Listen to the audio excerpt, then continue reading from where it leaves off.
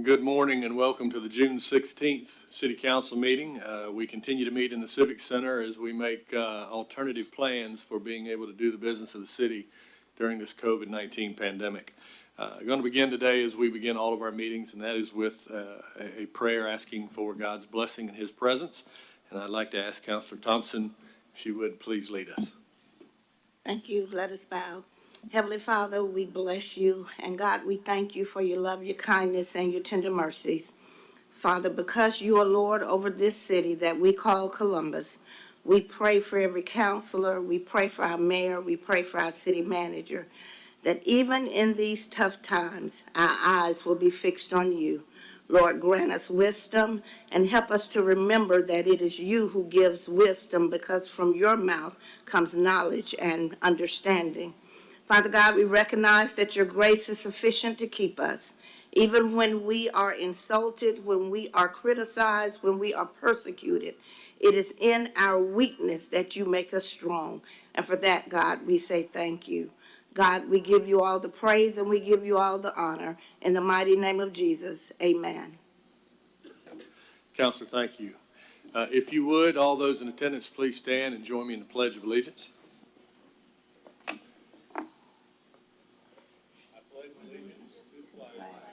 Of the United States of America, and to the republic for which it stands, one nation, under God, indivisible, with liberty and justice for all. Thank you very much. I will entertain a motion to approve the minutes. Motion and a second. Are there any edits or any questions or comments regarding the minutes? All right, all those in favor, please say aye. Are there any opposed? All right, that passes. And in keeping with our legal requirement to hold our Taxpayer Bill of Rights public hearing as close to 9 o'clock as possible, I'm going to turn it over to our City Attorney, Mr. Clifton Fay. All right, thank you, Mayor. This is the third and final required hearing on what the statute calls the Taxpayer Bill of Rights, OCGA 48532.1. The state requires the cities, counties to run ads in the newspaper every year when the tax digest value is projected to increase.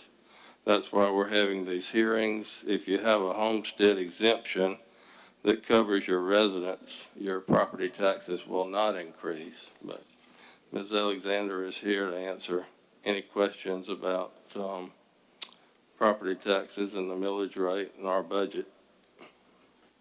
Any questions around the table? Anybody in the audience want to be heard? This is a public hearing.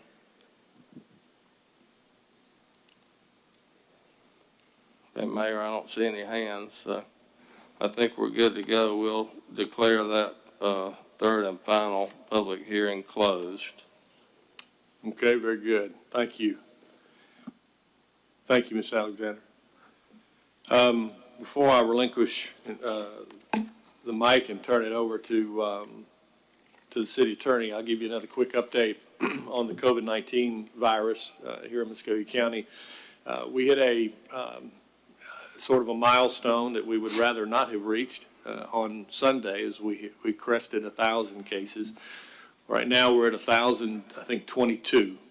We've had we lost another resident of Muskogee County to the virus. We're at 28 deaths.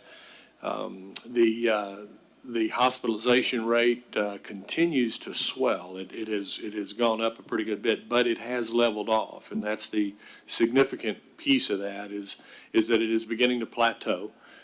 We did take the steps to begin to open access to a number of our recreational facilities throughout the community. Ball fields, soccer fields, tennis courts, and the skate park and some of the other sites are open to the public, but with certain restrictions. The governor's executive order is still requiring, and the CDC still strongly urges social distancing, 6 feet from the nearest individual with you. That is still enforced.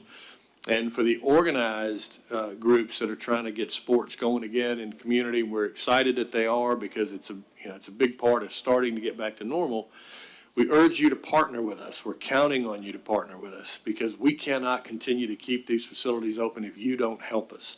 So when we ask you as a Little League team or a soccer team to participate in constructing some guidelines that'll help us follow these requirements, we really desperately need you to follow through with that, help us to sort of watch over the way people are adhering to it. You need to try to, I hate to say enforce, but at least continue to strongly urge these people to follow those guidelines. But we knew that the numbers would go up a little bit, and they have. We just need to be mindful as we move forward to follow those recommendations.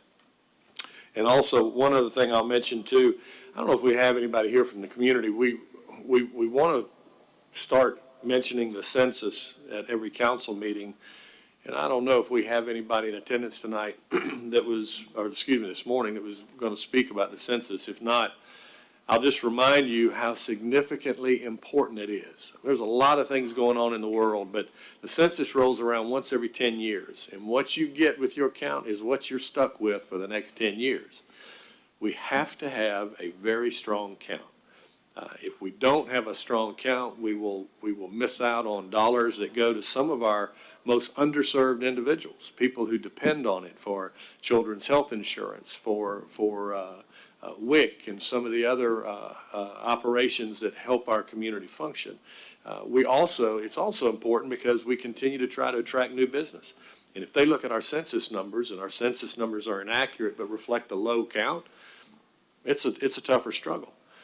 So I would urge you, if you have not done so, please go to the census website and complete that count. We will have individuals as we get closer towards the end and the beginning of this pandemic that will be coming around to help you and assist you in making sure that happens. But for right now, I would just ask you to please, if you have not, be counted. All right. And with that, I'll turn things over to the city attorney for his agenda. All right, Mayor. Back to the agenda. We have various items to vote on, zoning items and then budgetary matters. First zoning item that's ready for a vote is the property at 7170, 7176 Beaver Run Road. It's got the one condition, it's ready for approval. Motion approved by the Mayor Pro Tem. Is there a second? All right, the second by Councilor House. Any discussion? All in favor, please say aye. Second by Councilor House. Discussion. Any opposed? All right, that passes. Councilor House. Discussion. Any opposed? And I do need to mention that Councilor Woodson is joining us through Teams, Microsoft Teams meetings for this meeting. She couldn't be here in person, but she is here. All right. Item 2 is the .61 acres of land at Victory Drive. Councilor Garrett would like to recuse on this because of the connection between his church and Neighbor Works. If we can get a motion to allow that. Motion the second to recuse Councilor Garrett. All in favor say aye. Are there any opposed? Okay. All right. With that, the ordinance is ready for a vote. The motion and a second to approve. Any discussion? All right, all in favor, please say aye. Are there any opposed? And one abstention. And it passes. That passes. Any opposed? Okay, item 3 is 4.20 acres of land at Boxwood Place. This is ready for adoption. Motion and second to approve the rezoning. Any discussion? Hearing none, all in favor say aye.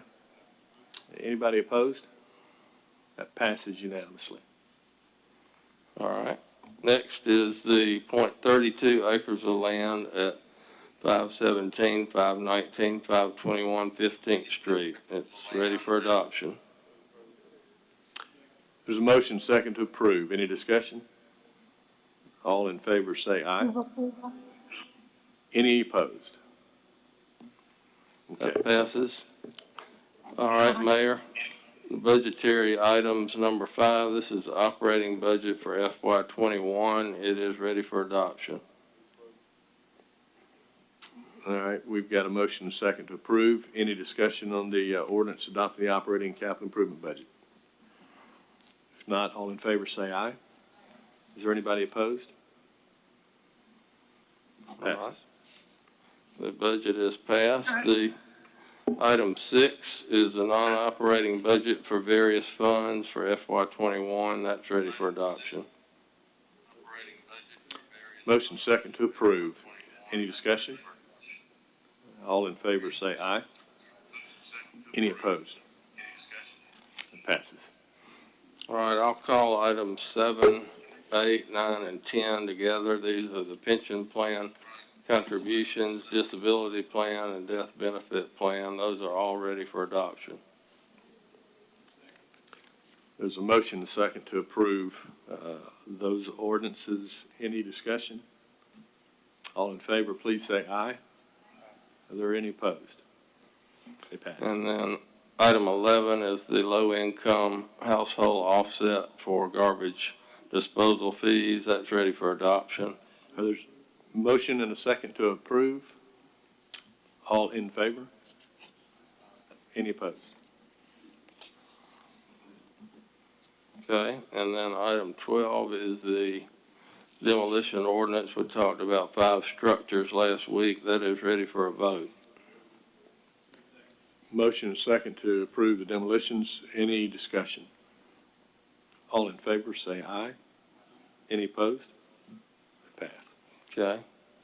Now we've got some public hearings that are zoning matters. We'll call up first, .38 acres of land at 4,000 Buena Vista Road. This is neighborhood commercial going to general commercial, recommended for approval. Mr. King here. All right, this is Dean King. I think most of you are familiar with his business at this location. Give him your name and address, please, sir.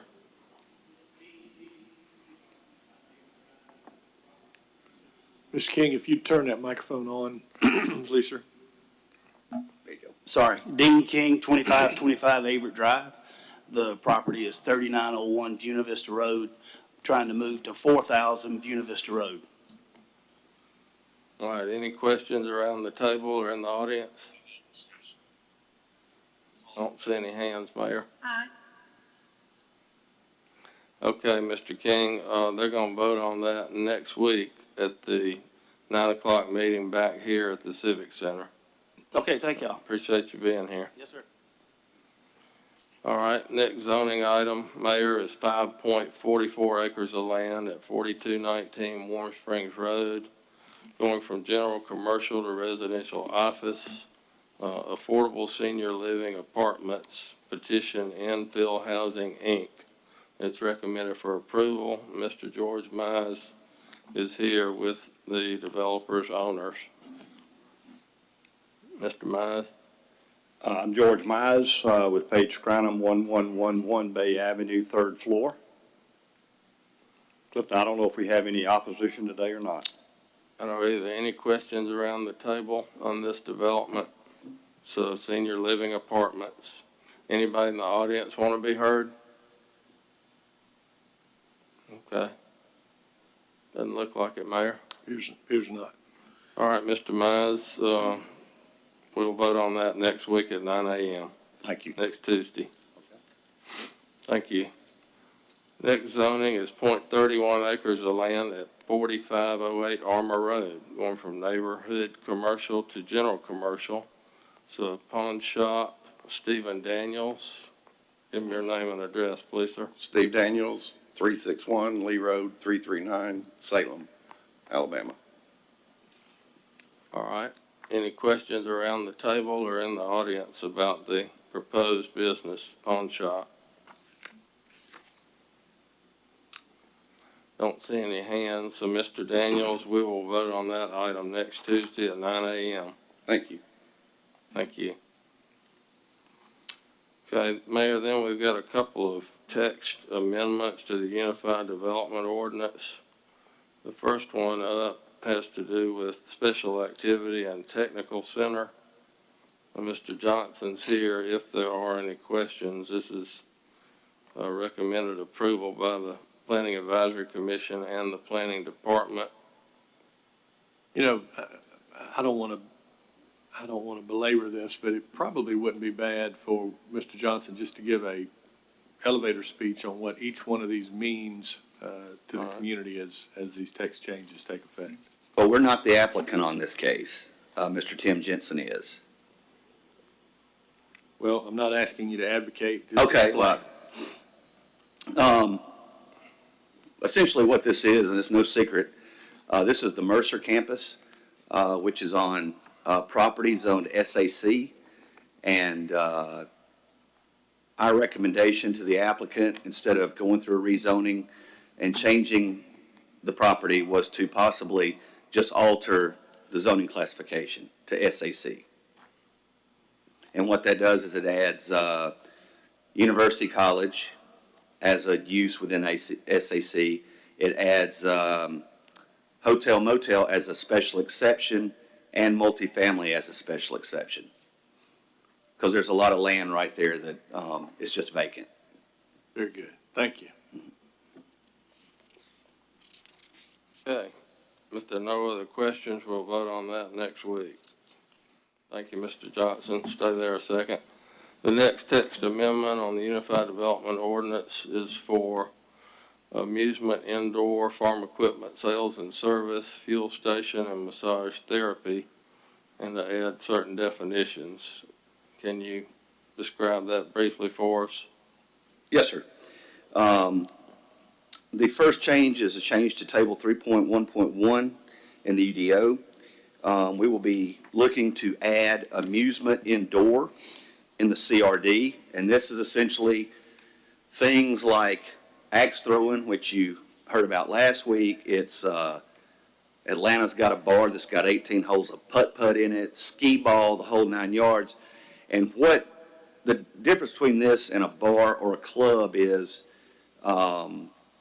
most of these places allow people under the age of 18.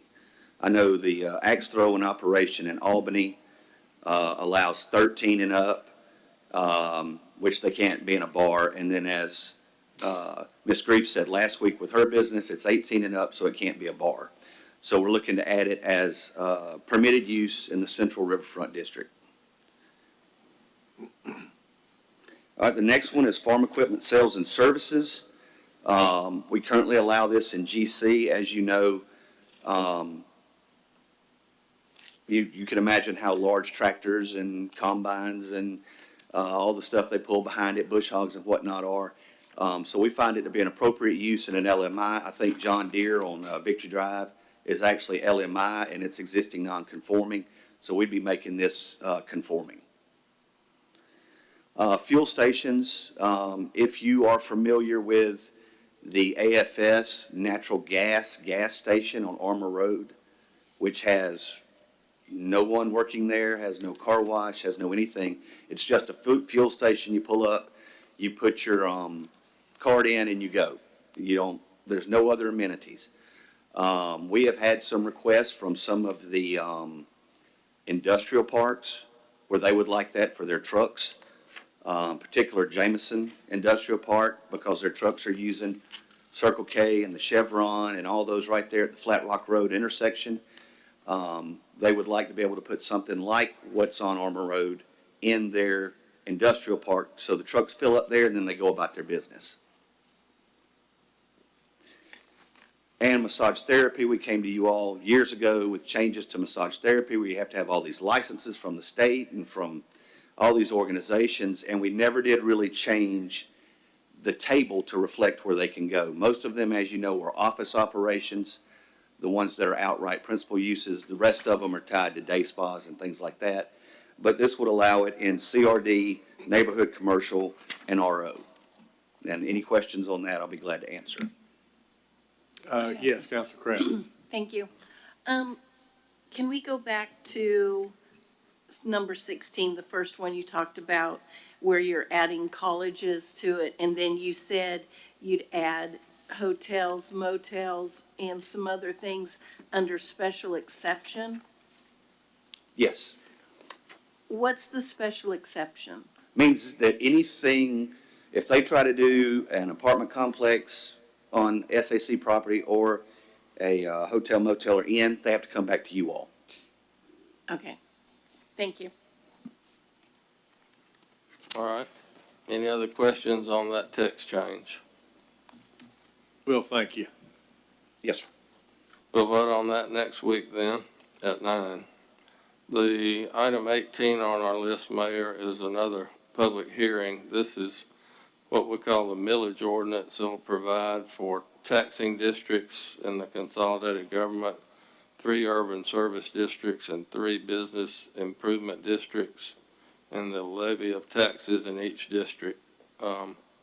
Ms. Alexander is here again. If there are any questions around the table first. Doesn't appear to be any. All right, anybody in the audience want to be heard this morning on the millage rates for FY '21?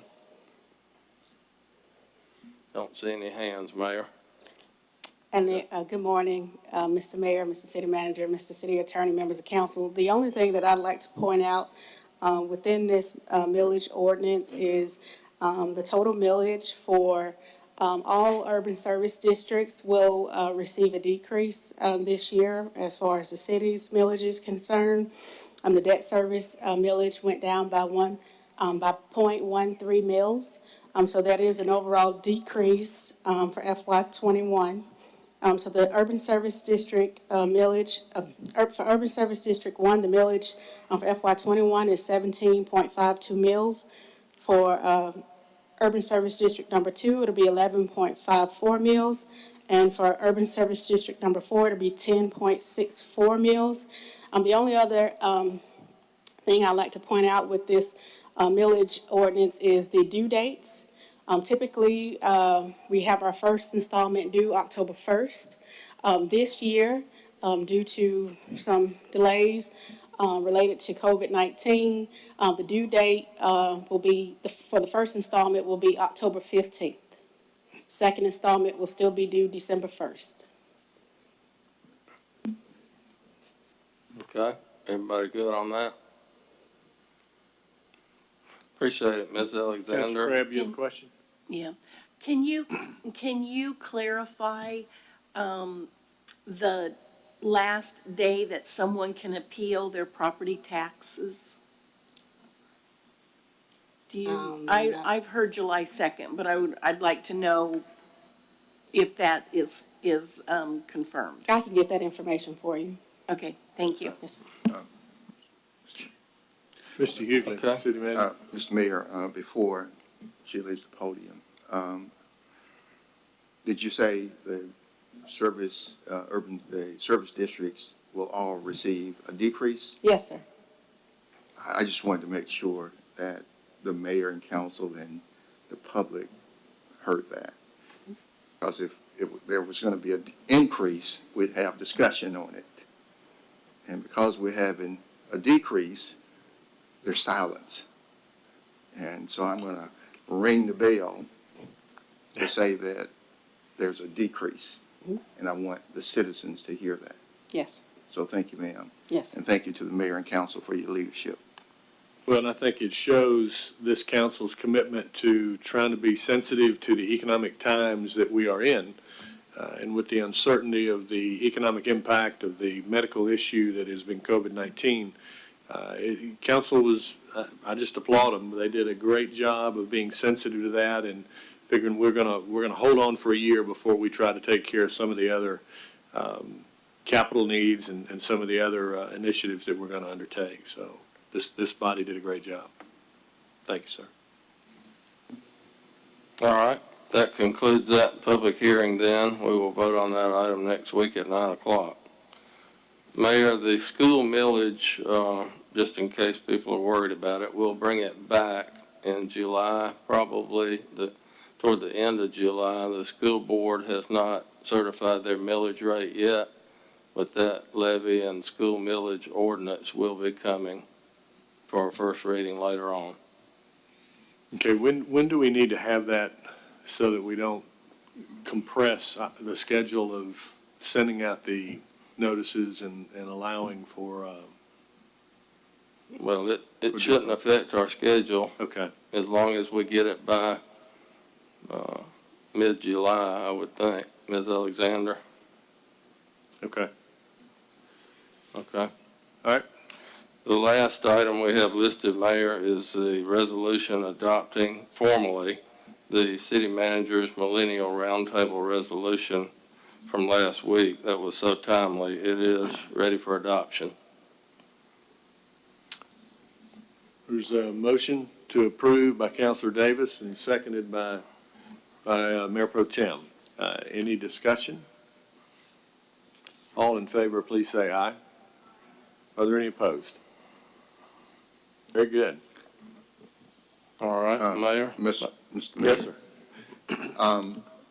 We've got the CMMR governor and some of the members in the audience. If it's okay with you, Mayor and Council, I'd ask that she be allowed to just make a statement. That's fine. And if they're the CMMR members, would you come stand 6 feet, at least 6 feet away from her and stand with her? Good morning, leadership and council. Thank you all for having us again. I would like to say thank you first and foremost for having an ear for us last week. We thank you for that. This is just a little bit of a follow through, something that I learned in my basketball career. We're going to follow up with this. Unbeknownst to me, when I emailed Mr. Hughley about the resolution, my House actually had already organized a diversity, equity, and inclusion committee. We as public employees, and they have a statement for today, we as public employees, as elected officials, and for all those who choose to represent and commit to serve the entirety of Columbus, Georgia, cannot continue to be fearful of the pain that is to come from reckoning with and reflecting upon the individual and collective trauma that is injustice. Instead, we need to welcome uncomfortable conversations and with open arms in order to live up to the ideals of our community. The Diversity, Equity, and Inclusion Committee of the City Manager's Millennial Roundtable presents itself to you, the public, to let you know that the leadership of tomorrow cannot lead the times when times come, cannot lead times with your guidance, membership, and knowledge. The DEI committee is inspired by the hard work and sacrifices that individuals, committees, and advocates of all backgrounds have put into revising Columbus as more just for the city. Though we may represent a diverse group of employees, we cannot fix or reconstruct our faulted systems without partnering with the public. We can do this, we must do this, and we know the public is watching, as they should. While we develop as future leaders of our city, we will make sure to bring our chorus of voices along. We will also make sure that those who come after us will also be greeted with an open door and the opportunity to thrive within the Columbus Consolidated Government or wherever their dreams lead them. But most importantly, we will make sure that this is a journey that everyone is invited to participate in. To the communities that are hurting and fighting so hard for change, you deserve more than validation. You deserve dignity, and we will do everything we can to ensure you, the public, we will never receive anything less than. And that is the statement from the House DEI Committee. And Mayor, if I may, let me just say, and of course, I did not see her statement before, and I'm glad I didn't because it's coming from her. It's unedited from me or anyone else. But I do want them to know that you, Mayor, have a diversity and inclusion committee, and I would want them to communicate with the mayor's diversity and inclusion committee. And then just finally, I want to say that I continue to be proud of this leadership, the CMMR committee, and I want the public to know and those here to know that these are millennial employees within the Columbus Consolidated Government. And they are our future, today's leader and future leaders within our government. And we're proud, I'm proud of your work. So thank you again. Thank you. Governor, thank you for your leadership. And Mr. City Manager, thank you for your leadership too, and mentoring this group and giving them their head and allowing them to take stands and express their views on issues that are not compromised by people like us trying to tell them how they should feel. And so I commend you on your leadership in that as well. Thank you, ma'am. All right, Mayor, with that, that's all we had listed on our business agenda today. All right, any questions for the city attorney? All right, we'll move to the public agenda. And the first individual we have is Ms. Teresa Elamine, representing the Southern Anti-Racism Network, regarding establish accountability measures for advisory boards and commissions, including the Public Safety Advisory Commission, Reentry, and the Unity and Diversity Commission as priorities. Ms. Elamine, welcome. You'll have 5 minutes, and we won't start that timer until after you state your name and your address. Thank you, Mr. Mayor, City Council members, City Manager, City Attorney, Clerk of Council. This is a perfect segue. Oh, I'm sorry. Teresa Elamine, 3911 Steam Mill Road. And I'm counting on you to give me a 1-minute warning, Mr. Mayor, because I don't have my stopwatch this morning. I will. The one thing that I think the public should know is that the Columbus Consolidated Government is unique in many ways, having lived in many cities where citizens get to come before the council bodies to speak. What I'm learning every time I come here to speak, and I do plan to come often over the next 6 months, thanks to the clerk of council and the amazing team operating in that office, I asked for the list of all of the boards and commissions, and there are 44. At the time I asked for the list, I thought that the Unity and Diversity and the Reentry were part of the official list. And I learned that it is not. So I'm trying to understand, and I am definitely planning on submitting an open records request to find out about all 44 boards, when they started, what their purpose is, and how they meet. The Public Safety Advisory Commission met 6 times last year. I have the minutes of all of their meetings, thanks to the Clerk of Council and the excellent records that they provide.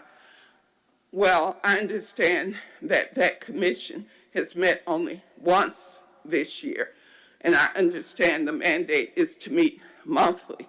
They met in February. I understand they're meeting again in June, and they will approve the minutes from the February meeting, and once that's done, I will get a copy of those minutes. And I would just say to my friends who were here last week, begging, and that's the word that they use, begging for a civilian review board. A civilian review board is a civilian citizens board. They don't need to ask you to do that. And I wish my friends would understand that they need to form that board as citizens And the open records law in the state of Georgia is tantamount to subpoena power. It's tantamount to subpoena power. The police give you a little bit of a hard time about their records, but the city attorney is not going to break the law. That's my experience. The city attorney will make sure that you get the records that you can get through the open records law. So there's no need to ask you. As a matter of fact, it's a real conflict for you to be the Civilian Review Board. It has to be independent. It has to be independent. So I wanted to make that point, and thanks to the inspiration of the city manager, a young friend of mine, Mr. City Manager, who is here today, and I hope she will sign up for the public agenda next week so she can speak. She's 25 years old and working in District 3 to improve the quality of life in that district. So thank you. I look forward to continuing this discussion at the appropriate time about the boards and commissions and civic engagement. Thank you. Thank you, Ms. Elamine. All right, Mr. City Manager, it's your agenda.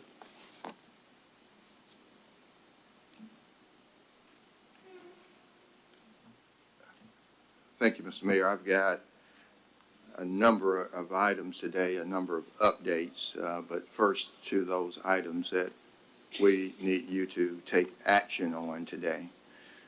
I've got a First Amendment to Environmental Services Agreement between Columbus Power Producers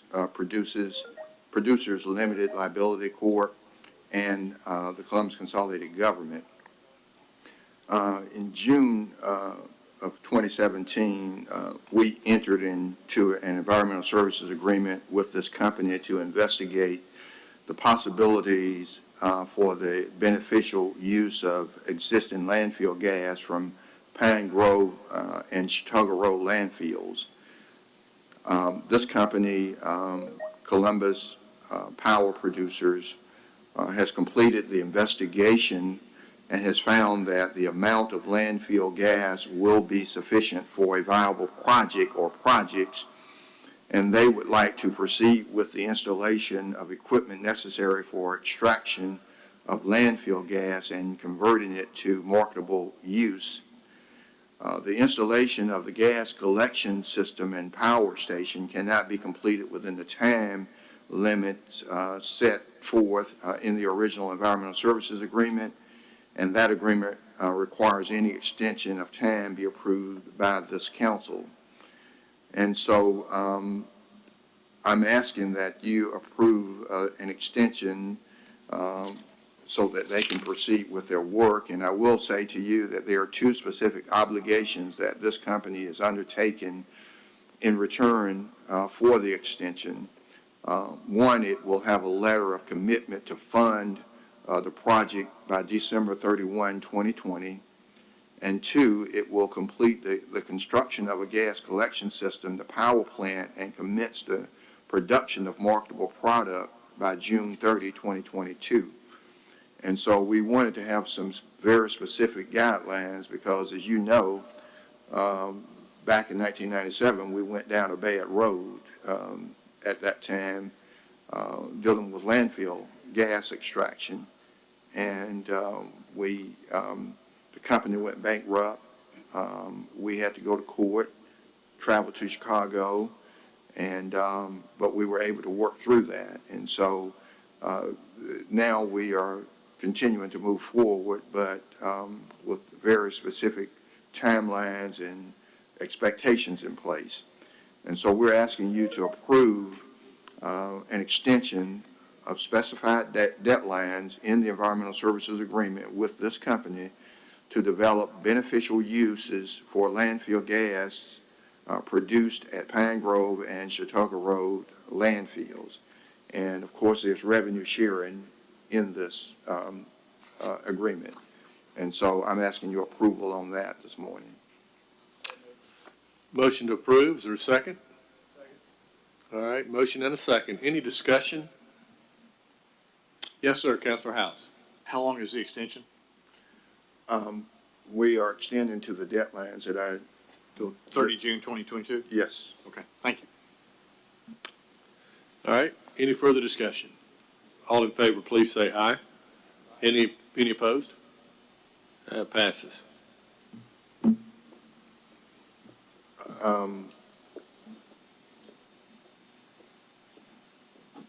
So, Mayor, next I've got intergovernmental agreement between the city, the consolidated government, the CVB, and the Development Authority.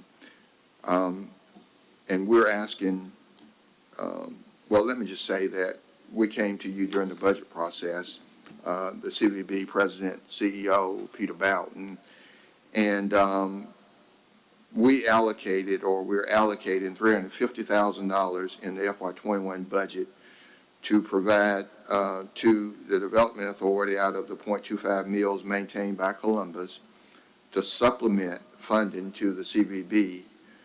The monthly supplement shall be limited to the amount not to exceed or the amount of excise taxes received that falls short of $125,000. The maximum amount for the loan, and it is a loan, is $350,000, and it will be repaid over a 36-month period beginning July 1, 2021. And so we're asking your approval to enter into this intergovernmental agreement with these entities, CVB, Development Authority, with this understanding, $350,000 as a loan in repayment over a 36-month period beginning July 1, 2021. We're asking your approval to proceed. There's a motion and a second to approve. Any discussion? All right, hearing none, all those in favor say aye. Are there any opposed? That passes. Number 3 on my agenda, Mayor, is a street acceptance of Clearbrook Lane and that portion of Riverbrook Trace located in Section 3, Riverbrook.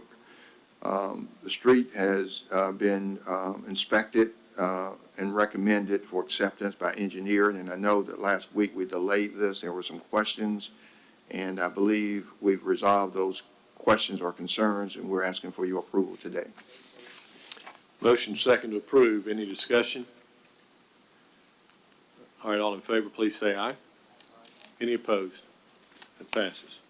I've got purchases, oil and lubricants for public works on an as-needed basis. The annual contract value, $84,123.70 based on prior year's usage and inflation, and we're asking your approval. Motion second to approve A in the purchases. Any discussion? All in favor, please say aye. Are there any opposed? That passes. Mayor, I've got a contract extension for inmate food service management at the jail. The new RFP process took much longer than expected, and the resulting award recommendation was for a different vendor. You authorized a new contract with the vendor on June 9 of this year. The extension on the current contract is required because the new vendor requires 30 to 40 days for setup and implementation before commencing with the services. And so we're asking you to approve a contract extension that allows us to get through that process. Is there a motion to approve? I have a motion and a second to approve the food services contract. Any further discussion? All in favor, please say aye. Anybody opposed? That passes. Aye. And the final action item I have is 2 mobility vans for Metra from Creative Bus Sales, Inc. Via Georgia statewide contract. The vans are $66,980 per unit, a total of $133,960, and I'm asking your approval. All right, there's a motion and a second to approve the vans. Any discussion? All in favor, please say aye. Anybody opposed?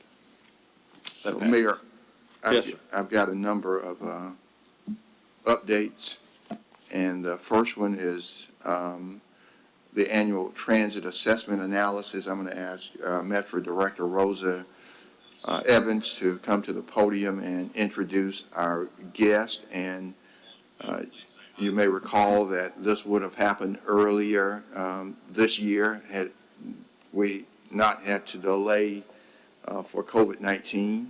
They could not complete their public hearings and so forth. And so we're coming forward to you at this time. Metro Director Rosa Evans. Good morning, Mr. Mayor, members of council, Mr. City Manager. As the city manager stated, we are here before you today, and you should have a copy of the presentation that we'll be going over. But we came in December with some data, some ridership data, as we would our annual assessments, to ask your permission for us to go back and implement, to look at what our recommendations would be for changes to the service. And so that's what we've been doing. There has been a little bit of a delay in the process because of COVID, but we're ready now to present to you what those recommendations are. So at this time, I will ask Milby Hurd with Kinetics Group if she will come and present those recommendations to you.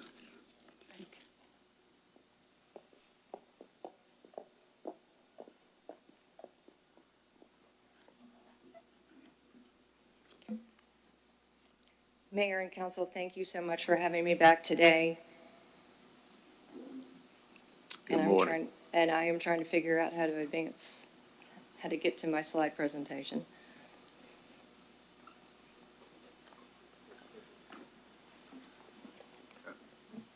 Okay, yes, there we go. There we go. Sorry about that. So as Rosa mentioned, as Ms. Evans mentioned, I was here back in December and went over the details of the ridership levels that we've been looking at since last year. Just as a reminder, you've seen this slide before of where we've been. Back in 2012, when the TIA referendum passed in the area, that brought with it $22.4 million for transit improvements. Then over the next few years, we were under contract with you to do a transit needs assessment to determine how best to use those funds to improve public transit in the Columbus area. We came back in 2015 for council approval, and along with that approval, you also made a commitment to review the service annually.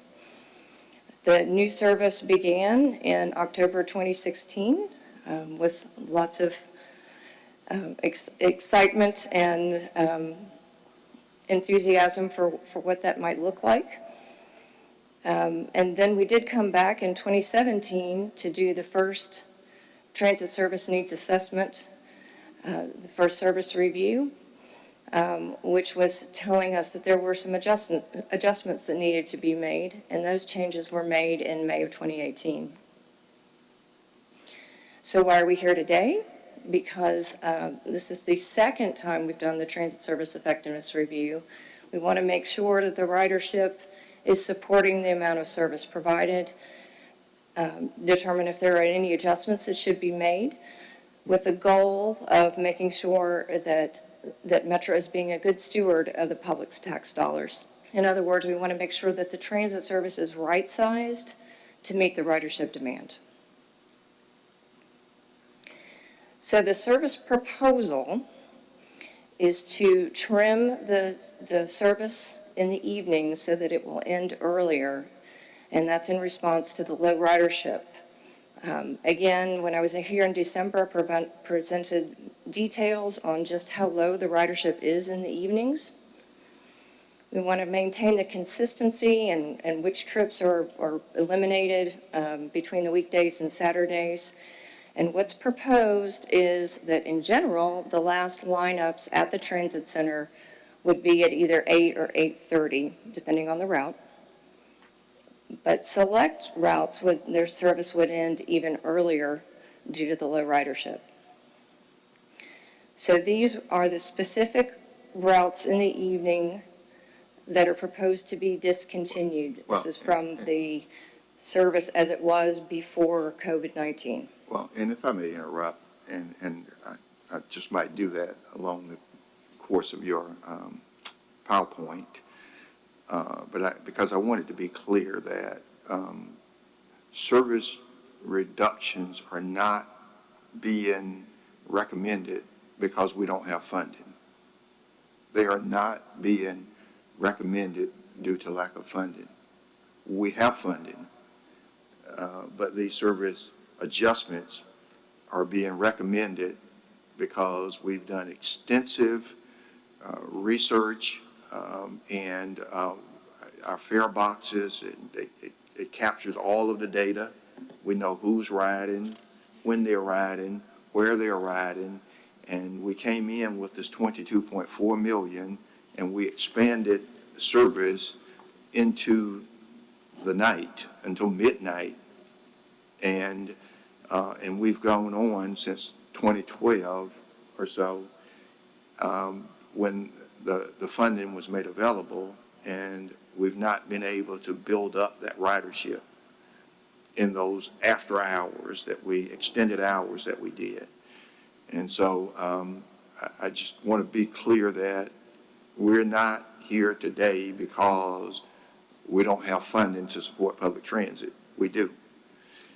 We're here because we've extended and tried to enhance the public transit. The ridership is not there, and we got to be conscious of how we spend the tax dollars. And we cannot spend dollars where there's no demand, and that's why we're here. So I just want the public to be clear of that. So thank you for allowing me to interrupt you. Absolutely. Okay. I think I need to go back one. So the specifics as far as the round trips that we would be discontinued are shown on this slide. As you can see here, any trips that are happening after 8 or 8:30 are proposed to be discontinued. And a few trips on other routes earlier than that, on the Route 1, the Route 2, the Route 10, and the Route 12 would also be discontinued. So what would this accomplish? Well, the first thing I want to emphasize is what it doesn't change. It doesn't change the route network. It doesn't change the days that the service is operating. It doesn't change the frequency that the service is operating. It doesn't change the morning and afternoon service levels or the number of buses in peak service. And really, it shouldn't change the overall ridership because the ridership in the evening is so low. The folks that are taking the trips later at night, we would hope would be riding just a little bit earlier. What it would change is the evening service would end earlier.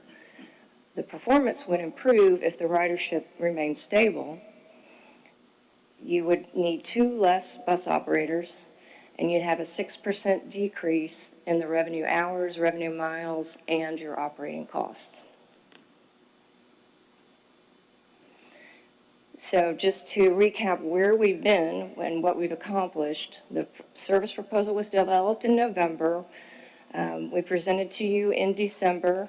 It then went to the MPO committee meetings in February, and then we began a public review process that lasted the entire month of March, from March 1st through March 30th. I wanted to take a little bit of time to talk to you about the public participation process and the timeline for that.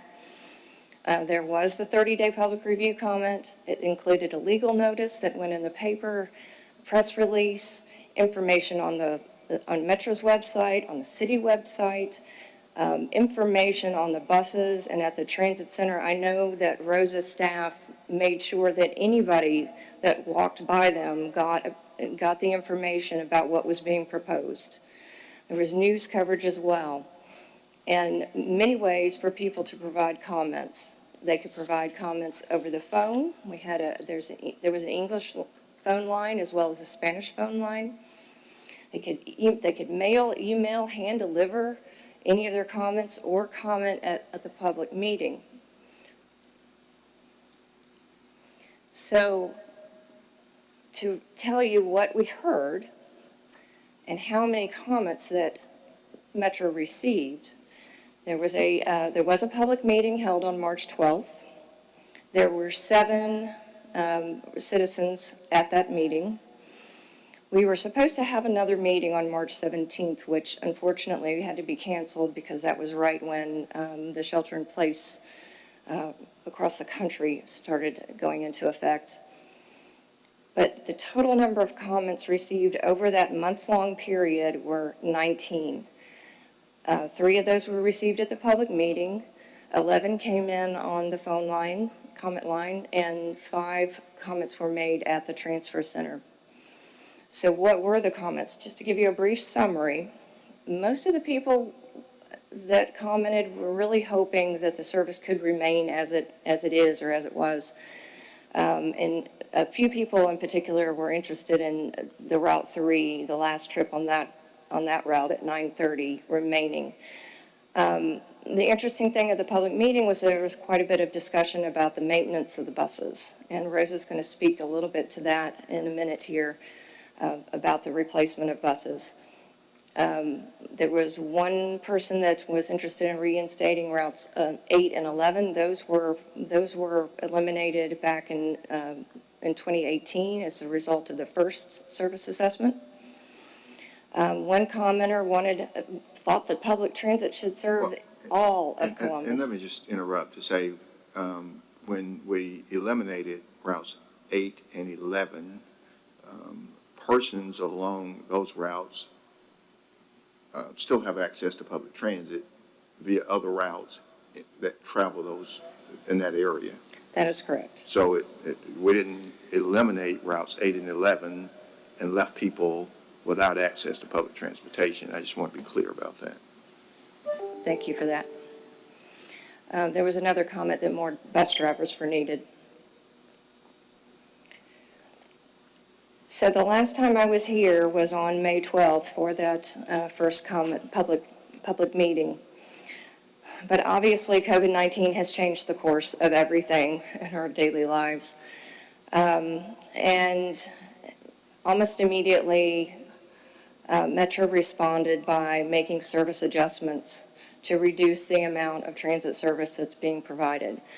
So since April 4th, Metro has been running Saturday level service, which means that there's not additional peak service on the weekdays for a couple of the routes. And they've also ended the service earlier in the evening with the last lineup at the transit center being at 6:30. Later in the process, as the city facilities began to open up, they were able to reopen the administrative office. But they have been suffering from issues on maintaining bus operators because of COVID-19. The decision had been made to maintain the reduced service levels until further notice. As it has been across the country and across the world, Metro has seen a dramatic drop in their ridership during this pandemic.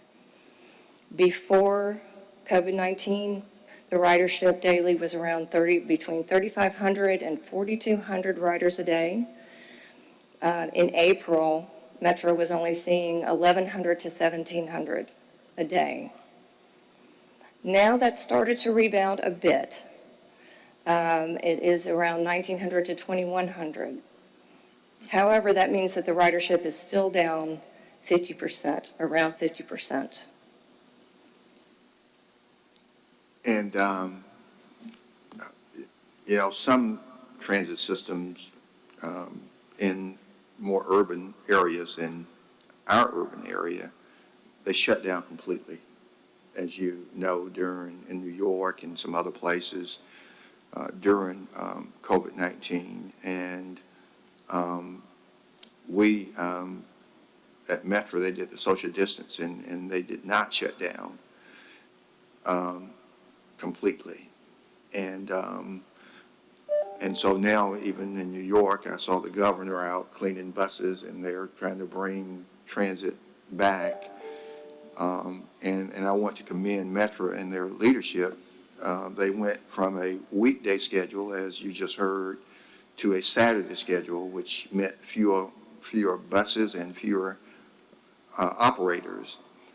And those are first line responders. I was looking at a story just yesterday on the national news where a first liner bus operator tested positive for COVID-19 and went through a tough time and was just returning back to work to get back on the front line to start all over again. And so ridership obviously is down, to be expected. It's no different than a restaurant or a barbershop or a hair salon. Their business is down too. I would say probably more than 50%. And so we're trying to build this thing back up, just like private business. And I think it's going to come back. So it's a tough time for bus operators because they've had some cases at Metro like you've had in city departments and in private businesses. And then you have to self-quarantine so many people who have been in close proximity. And so it's tough for first liners, bus operators, because every person that gets on that bus is in very close proximity to the bus operator as they put their fare in the fare box. And so they are at risk. But we're doing all of the things that CDC, public health departments would expect us to do to make sure that we protect our employees, and then when people get on the buses, we protect them as well. Well, I have to thank you very much for that segue. So I'm going to temporarily step away from the microphone and let Ms. Evans speak to this slide.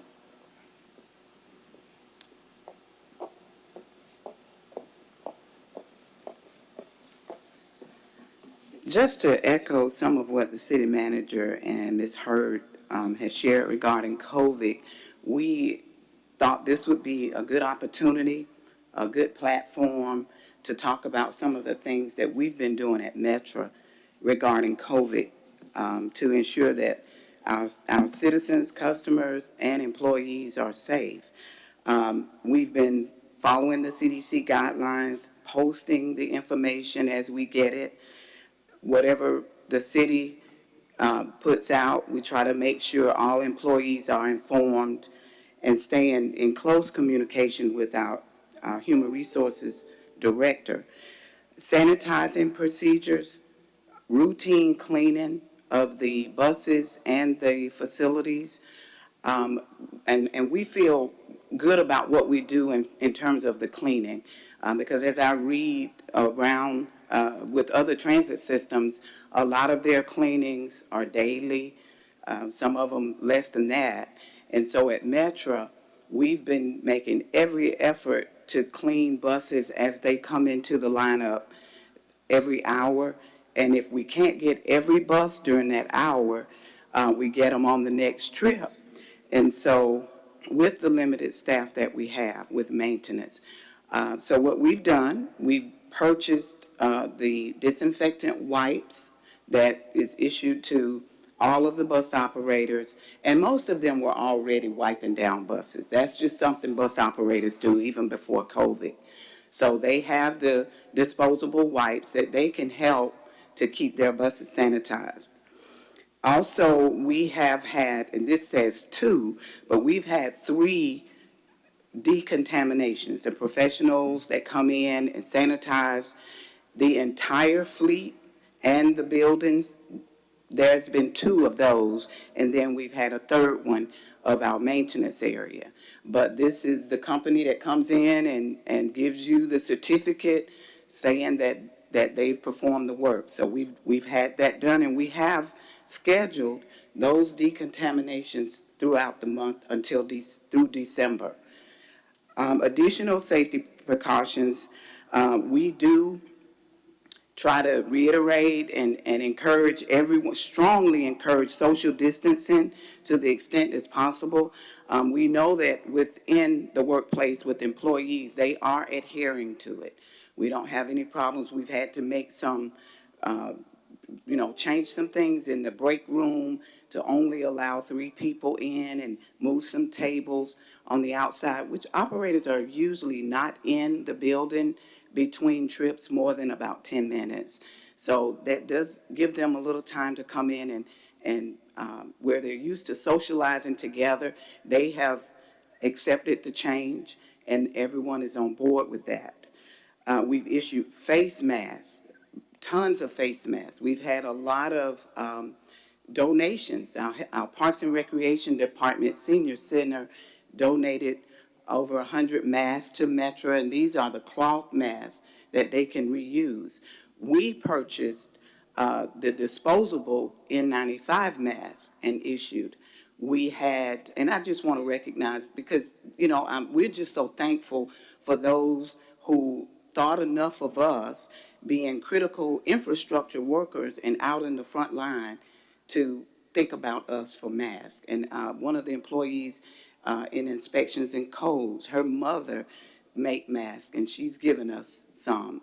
A previous employee at Metro, he brought by about 100 masks. So we are fully equipped with masks. And we also purchased face shields for bus operators. So they'll put on a mask and put a face shield on top of it. And sanitizing dispensers, we have them in all buildings, and we've always had them, even before COVID, in our customer lobby in each of the buildings. We encourage people to, frequently wash hands, the public, social distancing markers. We have them in all of our facilities, and we strictly enforce that. So if we see people standing too close, we have supervisors and to encourage them to step back. So we're doing everything we can to keep our employees and the public safe during this time. And I just want to also say, if I can have another minute, thanks to our front line. Every day they come in and do what they're committed to do. And our bus operators, our maintenance staff, supervisors, our maintenance crew leaders, correctional detail officers, they are our frontline people. And so I just want to thank them for what they do on behalf of the city of Columbus. We're committed to serve our community, and we're determined that we will not succumb to COVID-19. Okay, thank you.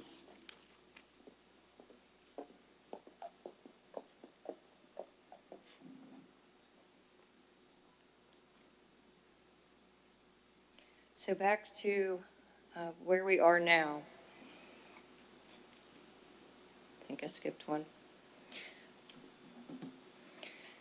Given the low ridership levels due to COVID-19, the recommendation today is a little bit different from what it would have been back in December if it hadn't been for the pandemic. The recommendation today is to phase the service back in over time. What that means is that in the short term, there would be a partial restoration of the service levels, the previous service levels. Metro would like to reintroduce the weekday service frequencies, which would mean that Route 5 and 7 would be operating on a 30-minute frequency during the peak periods on weekdays, but continue to keep the last line up at 6:30 at night. This will help with, reintroducing the weekday service will help with social distancing because, believe it or not, on a 35-foot bus, if everyone were to be spaced 6 feet apart, and correct me if I'm wrong, that would allow for 6 or 7 passengers on a 35-foot bus. So putting in some additional service will help to provide a little more room for passengers. Strange to say, because all of my career, we've always been about getting more people on the buses, but yet today, we're trying to limit the people on the buses. The recommendation would be to implement that service change on August 1st, which is consistent with what we were thinking would be the timeline. But then in the longer term, the recommendations that I spoke to you about a few minutes ago would go into place.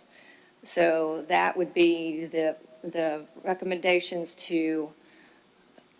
that would, really what it would end up being is restoring a little bit of service. So you'd be restoring some of the evening trips at 7 o'clock, 7:30, 8 o'clock, or 8:30. But the recommendation is let's hold off on implementing those changes until after the end of the year, with the exact timing to be determined based on the ridership and the demand. So next steps, you see what we've accomplished. We're here today presenting to you. We would be preparing for implementation of the partial restoration of service between this month and next month, with that service implemented on August 1st. I do have, Ms. Evans has one more slide that she wants to speak to, and after that I'll be available to take questions.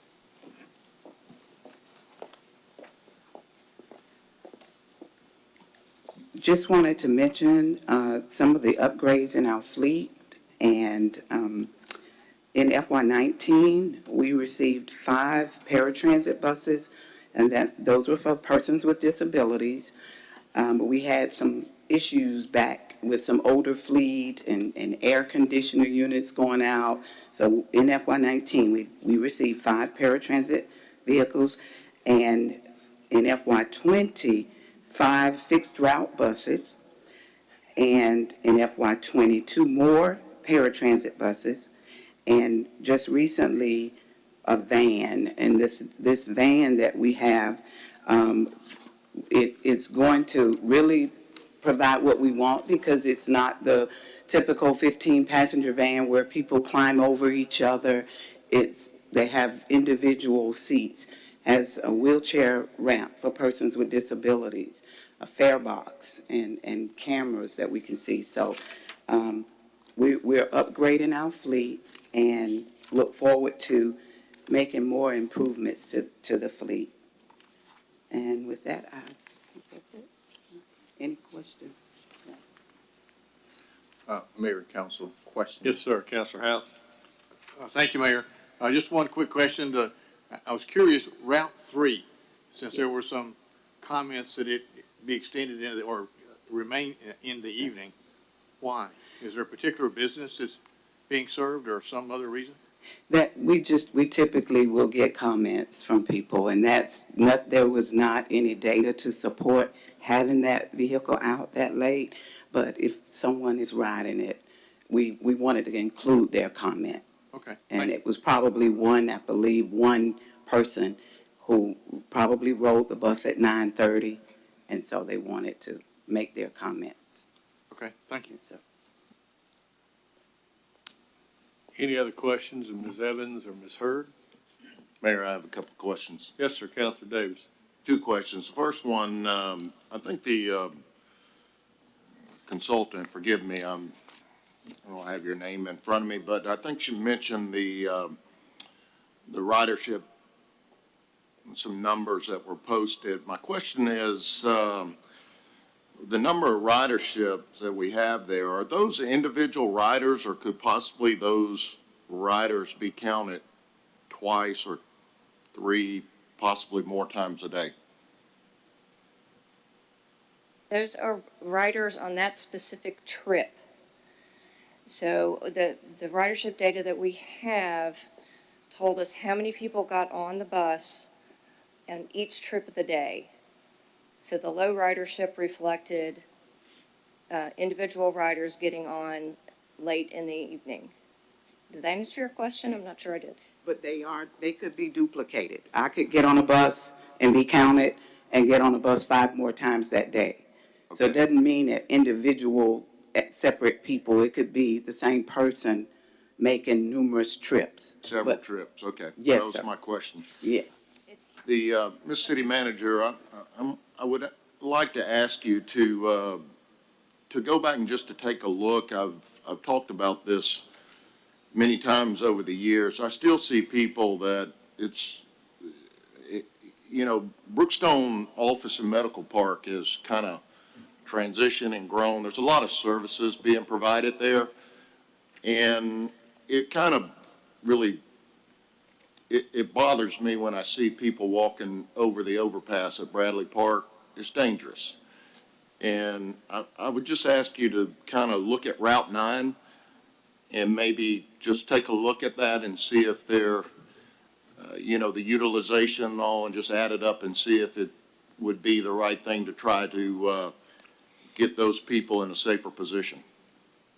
Certainly, we can have the director and the consultant take a look, and in some cases, like areas like that, they do what we refer to as selective trips. They don't go through areas every trip, but maybe so many times in the AM and then so many times in the PM, so that they get people into work in the AM, and then middle of the day, there's no service in that area, but in the PM, they go back so that those people can get back to where they came from or home. So we'll certainly have them take a look. Thank you, sir. Thank you, Mayor. Yes, sir, thank you. Any further questions? Rosa, thank you, and Ms. Hurd, thank you, ma'am, for your work on this study. We appreciate it very much. Thank you. Next, Mayor and Council, I have Deputy City Manager Hodge and Engineering Director Newman to talk about Government Center life safety improvements. So our Engineering Director, Donna Newman. Good morning. I would like to note that we do have representatives from the design team, the construction manager, fire department, and inspections and codes, in case there are any questions that come up during this process.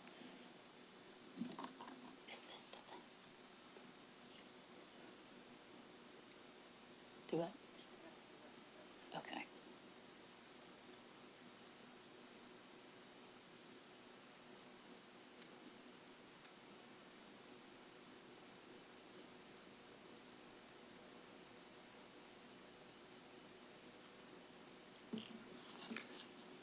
So they're pulling up the presentation at this time.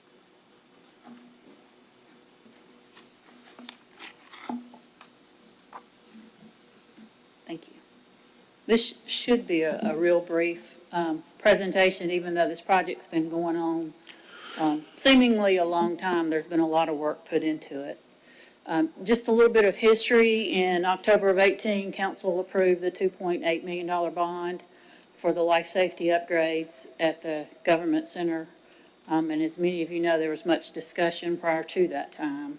In February 19, engineering issued the design RFQ to the firms under our annual contract. That was in order to help expedite the project. Contract was awarded to 2WR and Hepburn Shaw, Peach Engineering, and Newcomb Boyd as consultants.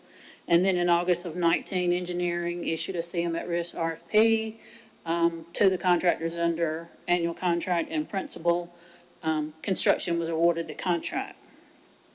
Since that time, as you know, in the original proposal, it included the fire alarm system, new stairwell pressurization system, and the intent was the fire or smoke proofing the slab edge condition, which means there was a gap on the sides of the building, basically, that fire or smoke could go between the floors. Following that initial review, it was determined that that wasn't going to be practical because of that, and then also the number of perforations in the floor that have been made through the years for utilities, technology, that sort of thing. The current proposed scope was that we decided would be more practical would include a new fire alarm, new stairwell pressurization system, and a fire or smoke proofing. That was the original, was the fireproof. After meeting with the fire department, we decided that that wasn't practical, and so we decided we needed to go with a complete fire suppression system. The law says you can't do partial, you've got to do it all.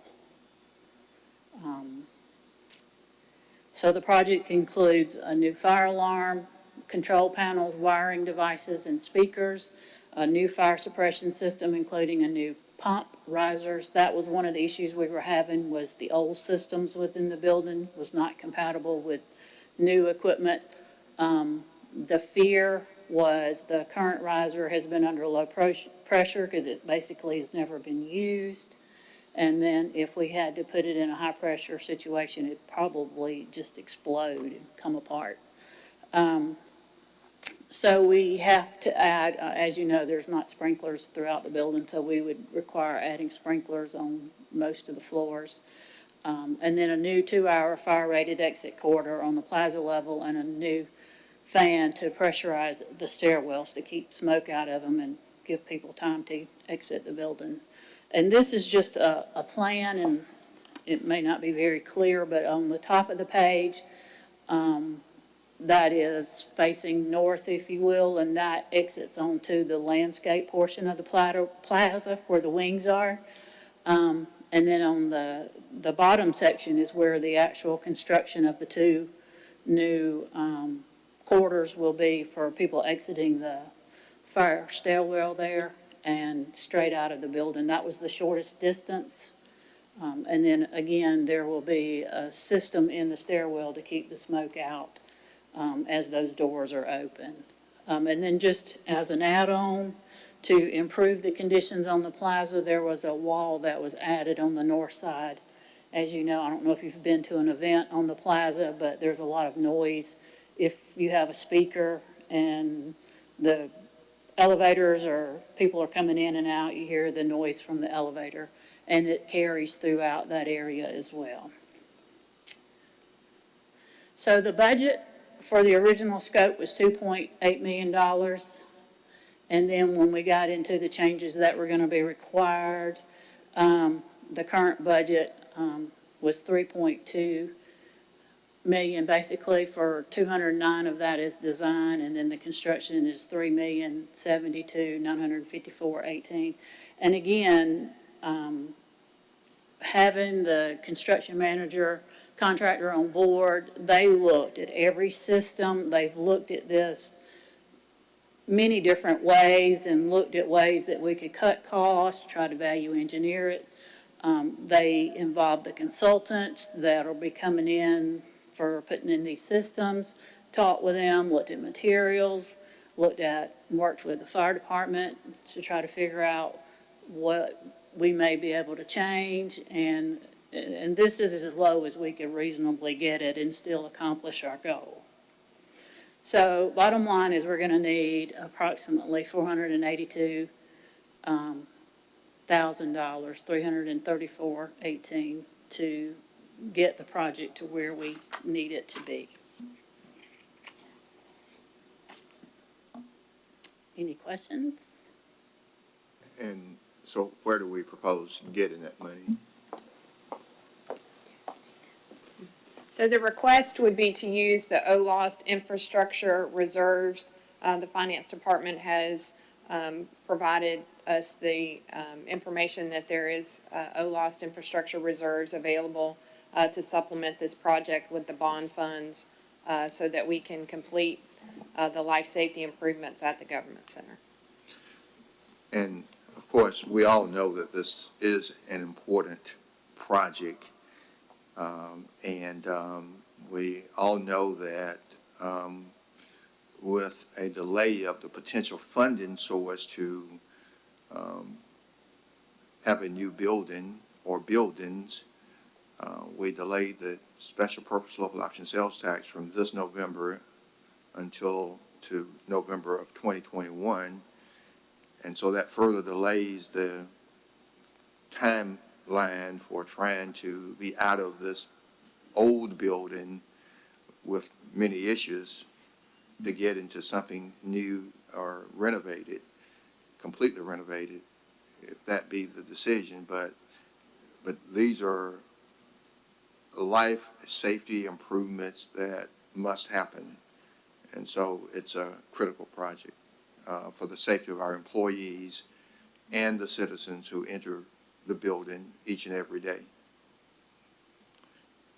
Mr. City Manager, I'd like to add that the team is ready to go as soon as we get the additional funding. We could begin construction in July, and it'd take approximately a year to complete. So do we need to bring this back? We wanted to answer your questions today, and we will bring it back to seek the additional funding from the source that's noted, and the funding is available, but we do want to answer any questions you have today. Councilor Crabb, do you have a question? No, I don't have a question, but I have a comment. It really bothered me that we were spending this kind of money on a building that we might be getting rid of. But now that we've delayed the process of getting a SPLOST on the ballot, and we're going to stay in this building, gives us more time to think about what we're going to do in the future. And we have to keep the employees and the citizens safe in that building. And hopefully, with the added time that we're given to really concentrate on the Judicial Center and the Government Center, we can recoup some of this money, maybe, in that process. And so I think that this is something that we're going to have to do. Thank you, ma'am. Any further questions or comments? If not, Mayor, we'll bring it back at a future meeting. Okay. Thank you. Next, we've got the Health and Human Services update from the Deputy City Manager, Deputy City Manager Hodge. Good morning, Mayor and Council. We just wanted to bring you a quick update on the Columbus Health Department and the renovations of the Virginia College building, just to provide you some pictures of what that building now looks like and the renovations that's happened. We partnered with Barnes Gibson Architect through a design build process, and they partnered with River City Contracting in order to make the renovations to this building, and just wanted you to have a look at that, and then also talk about the shuttle that will be provided by Metra. We have just a quick video to show you for Metra, but just to walk through this building, what it looks like today. Again, it was a 71,000 square foot building.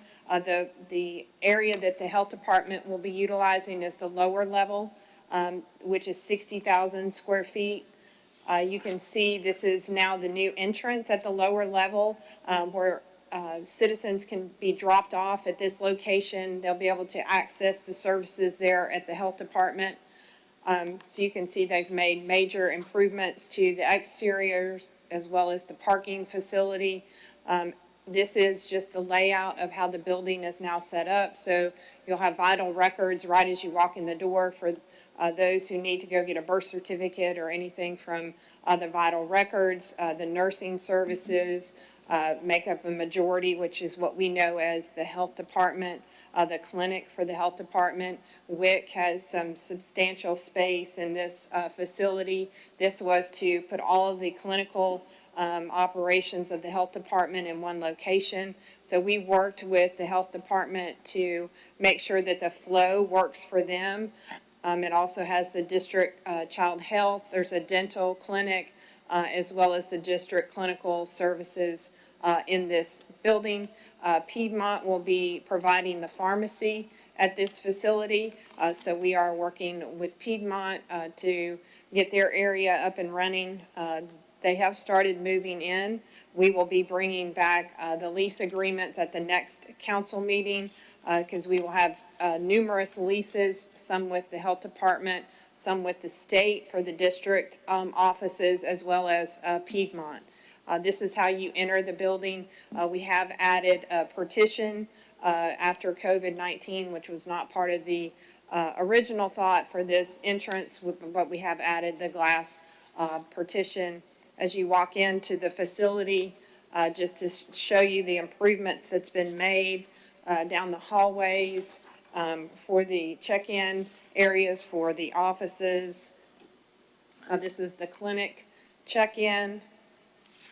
This is the waiting area, which the health department will bring their furniture to fill up this space.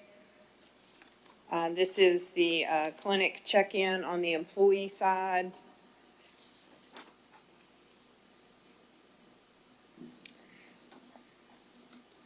This would be the vital records where you'll come in to request a copy of a birth certificate. This is the employee side of what they'll see from their perspective on vital records. This is just an example of one of the lab areas, the nurses' stations, one of the typical exam rooms, the district clinical check-in in their waiting room. Again, this is one of the lab areas, the WIC check-in area, and then again from the WIC side for the employees.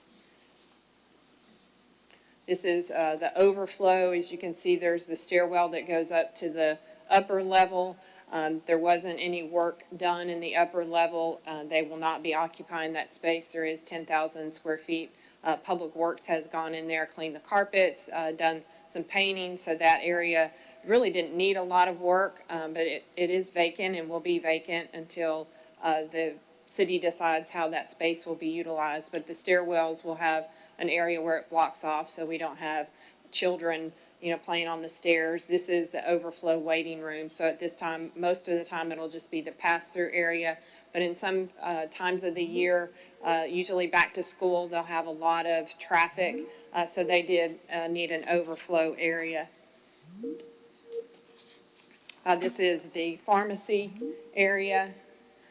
This is just a training room that they'll have training available and meeting space.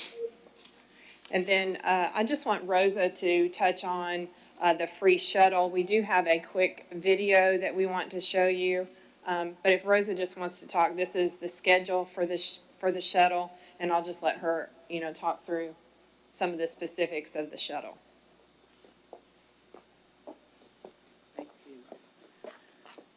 So Metro is ready. We are ready to start shuttling on July 1st. Customers can start making reservations on June 30th. It is a demand response type service, so if there are no reservations, the bus or the van will not be making the trip. But these are the trip times every hour from 7:30 and the last trip being 4:30 that our customers can schedule to go to the health department, either of the two locations, on Comer Avenue or at 5601 Veterans Parkway, the new location.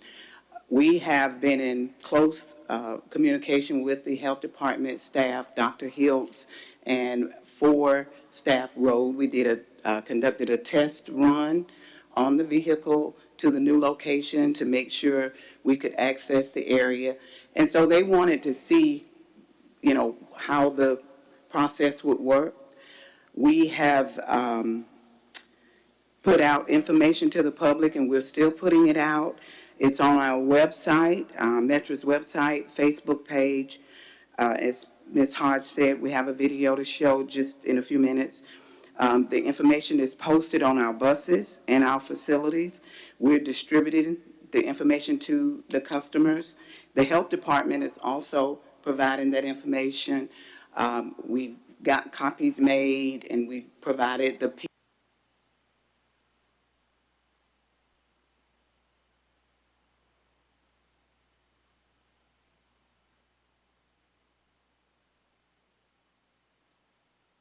PDFs to them, and we'll be picking up some more copies. We had a press release sent out. We have annual refresher training of employees, and so we conducted that training over the last 2 weeks, where we took all of the operators through the process so they all know how it will be conducted. We've issued the information to the ADA locations, access for independents. Some of the other offices are still closed due to COVID. But the information is available, and we're ready. We've tested, we've got the van in, and we've got this sample one-way pass that the health department developed. So when a person schedules a trip, they will call us at Metra at the number and I apologize, we didn't have this available, but we will get you brochures. This is a rider's guide that we have that we're giving out. This is a brochure, and it's in English and Spanish, and also the flyer that is posted with English and Spanish on both sides. So it's been fun putting this together and getting the staff involved. When Deputy City Manager Lisa Goodwin asked us to do a video, I thought that would be a good opportunity for the CMM, the City Manager's Millennial Roundtable. We have 2 employees at Metra who are members of the CMMR. One is on the Senate, Robert Sheridan, and Tarana Crawford is on the House Committee. So the 2 of them work together with 2 of our staff, a bus operator, Mr. Jesus Rivera, and one of the planning staff, Eno Rivera. They're not related. They're both Hispanic, and they did the video in English and in Spanish for us. And Mike King put his polish on it and his staff and did an excellent job. But just briefly, customers would call on the number 2 to 24 hours in advance. And so we work with the health department on how we would do that, because most of their clients, 95% of their clients are walk-ins. They don't have appointments. So with that, if they call 2 to 24 hours in advance to schedule one of the trips on the times that are listed, we will get them where they need to go. So it won't make stops at other bus stops. It'll just service Comer Avenue and the new health department. So with that, we're ready, and you can show the video. Excuse me, sir. Excuse me. Where does this bus go? This shuttle bus will be transfer passengers to the Health and Human Services location here in Columbus. Oh, that's right. There's 2 locations now. The Public Health Department is moving to the Old Virginia College on Veterans Parkway, but there's some offices like DFACS and New Horizons that are going to remain on Comer Avenue. Yes, ma'am. And Metra will start serving both locations with this service starting on July the 1st, 2020. So when services start, I just have to wait here for the bus to pick me up? Well, yes and no. But first, all passengers must call Metra to schedule their trips 2 to 24 hours in advance. It's first come, first served.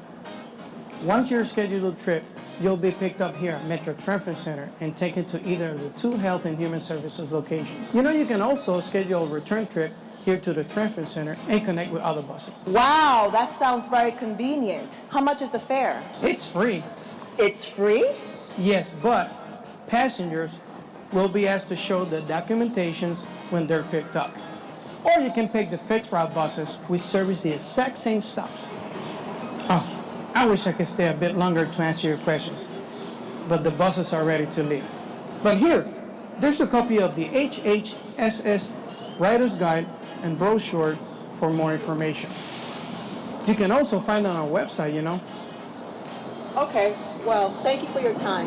Certainly. Have a wonderful day. You too. Goodbye. Bye, thanks. Wow.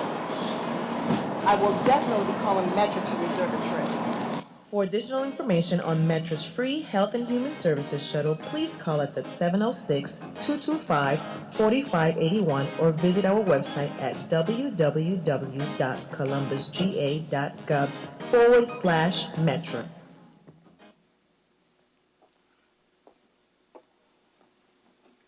So we'll be happy to answer any questions that you have about the facility. Again, this was a very tight timeline project, and we really appreciate the partnership that we had with Barnes Gibson and River City on working with us. And then also when the pandemic happened, that just added to the difficulty in meeting the timeline, and they both came through and did a great job. And I know the mayor pro tem, the city manager have toured the facility, and I think they've done a really great job making those renovations. They did a good job on making it look like it's, I mean, it just sort of flowed through there, and I had forgotten how huge that building is. I mean, it is certainly going to be able to accommodate all those services. Counselor Davis, did you have a? Thank you, Mayor. Mr. City Manager, Deputy City Manager Hodge, and others, I just have to commend you. That's just incredible. That's quite a building. Yeah. It really looks great. It's magnificent. You got to be proud. I mean, you got to be proud of this. And I again want to take the time, all the staff. I know you guys put a lot of energy and effort into this, and and it somewhat took some ups and downs. But look at it now. I mean, look at it now. You got a great facility there, magnificent. And I would go to say that's probably state of the art, all modern equipment, furnishings, FF&E across the board. I would have to say that there's probably not another health and human services building in this state that looks as good on the inside as that building. And then the functionality and the mobility and the customer service of how it's going to flow, it's got to be way better than before. But that's something to be proud of. So I just got to, that's smart government, okay? That's smart government. And, I'm proud of all of our people here that participated and brought this to this council, because I think it's going to be worthwhile and doing it at a savings. And ultimately a budget reduction, which is a savings. That's Absolutely. it's pretty good stuff, isn't it? Yes, sir. And Mr. Mayor, may I? Yes, sir. I really want to thank the mayor and council for giving the approval to proceed forward with this project. And Councilor Davis, you're absolutely correct. And I am proud of this project. And the mayor and council made a very good decision that's a benefit to the taxpayers of this community. And I want the citizens to know that it was a good decision. I mean, it's a beautiful building. It's an awesome building. Like you said, it's state of the art. But I didn't plan this, but I have just a few quick questions for Deputy City Manager Hodge, and I really want, and I hope you can answer the questions. But we purchased a building. How much did we purchase the building for? And then when you add the renovation costs, how much is that? How did we finance it? What's the interest rate and term? That's the first question. And I don't have all the specific information, and when we come back next week Well, with let me the just lease help. agreement, and I will provide all of that, but. Let me just help. Okay. So the building and renovation total of $5 million. That was, we had to supplement the renovations with OLOS, so. Yes, but $5 million.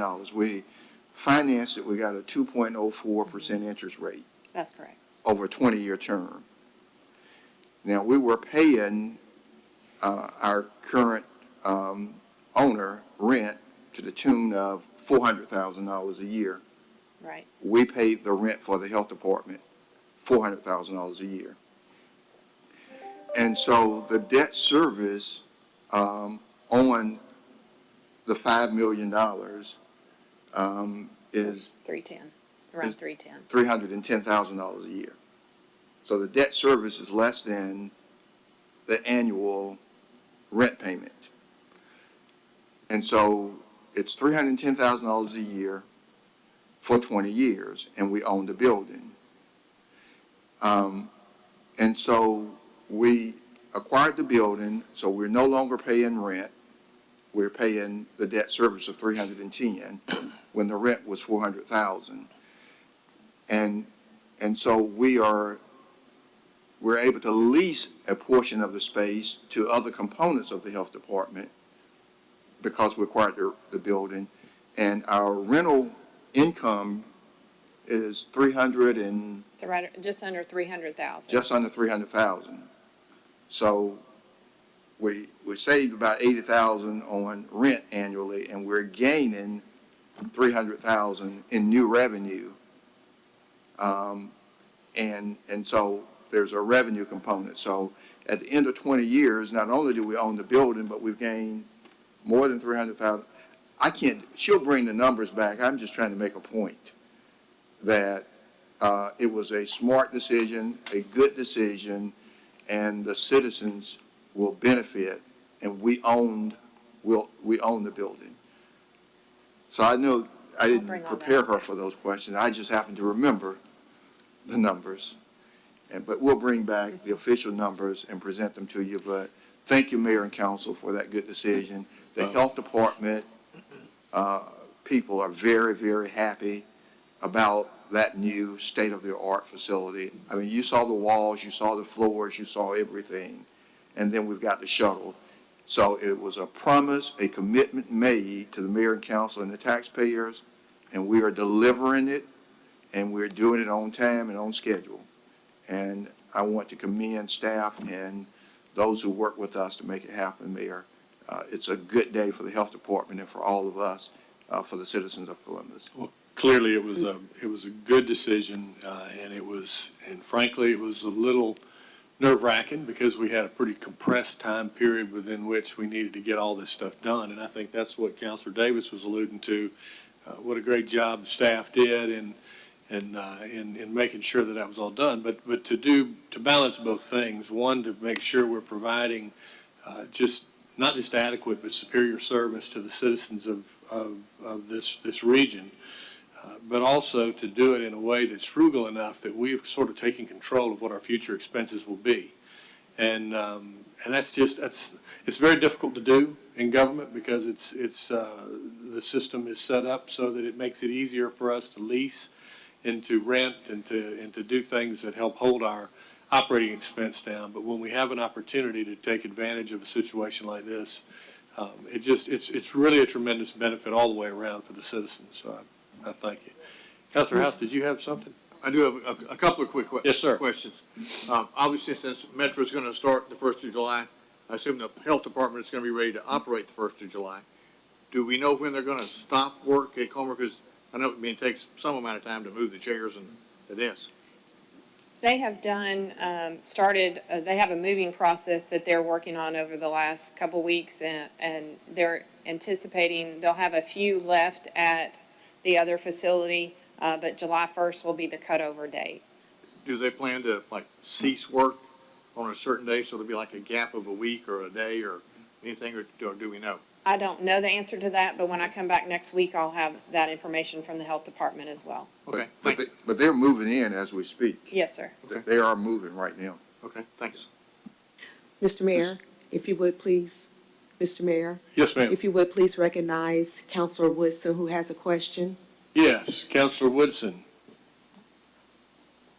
Thank you. Could you hear me? Yes, ma'am, we hear you. Okay. I just wanted to say to Rose and the city manager that I appreciate the presentation. I would like to request that after about a month or 60 days, can we get a update on the ridership from Commerce to the new public health department? I'm a little bit concerned that people have to call in to reserve, and there's like an hour in between the sessions. So I would like a follow-up, please, if possible, so we can see how it's working. Sure. We'll do that. Yes, ma'am. Are you able to hear me? Yes, ma'am. Can you hear us? Thank you. Yes, ma'am. Councilor Davis? I yield to. Mr. Mayor, that was, thank you, that was one of my questions that I heard, that you have to make reservations in order to ride transit to our new health department. Are there accommodations for those that do not have reservations? I'm just afraid that because this is new, and I think I heard that about 90% of the people that use the health departments are walk-ins. So will we have accommodations for those that come to the transit for transportation? Will they be able to get on those buses? Thank you, Councilor Thompson. It's going to be based on reservations, but we have 2 routes that cover both locations that they currently use right now. We do not see a large number of our riders going to the health department.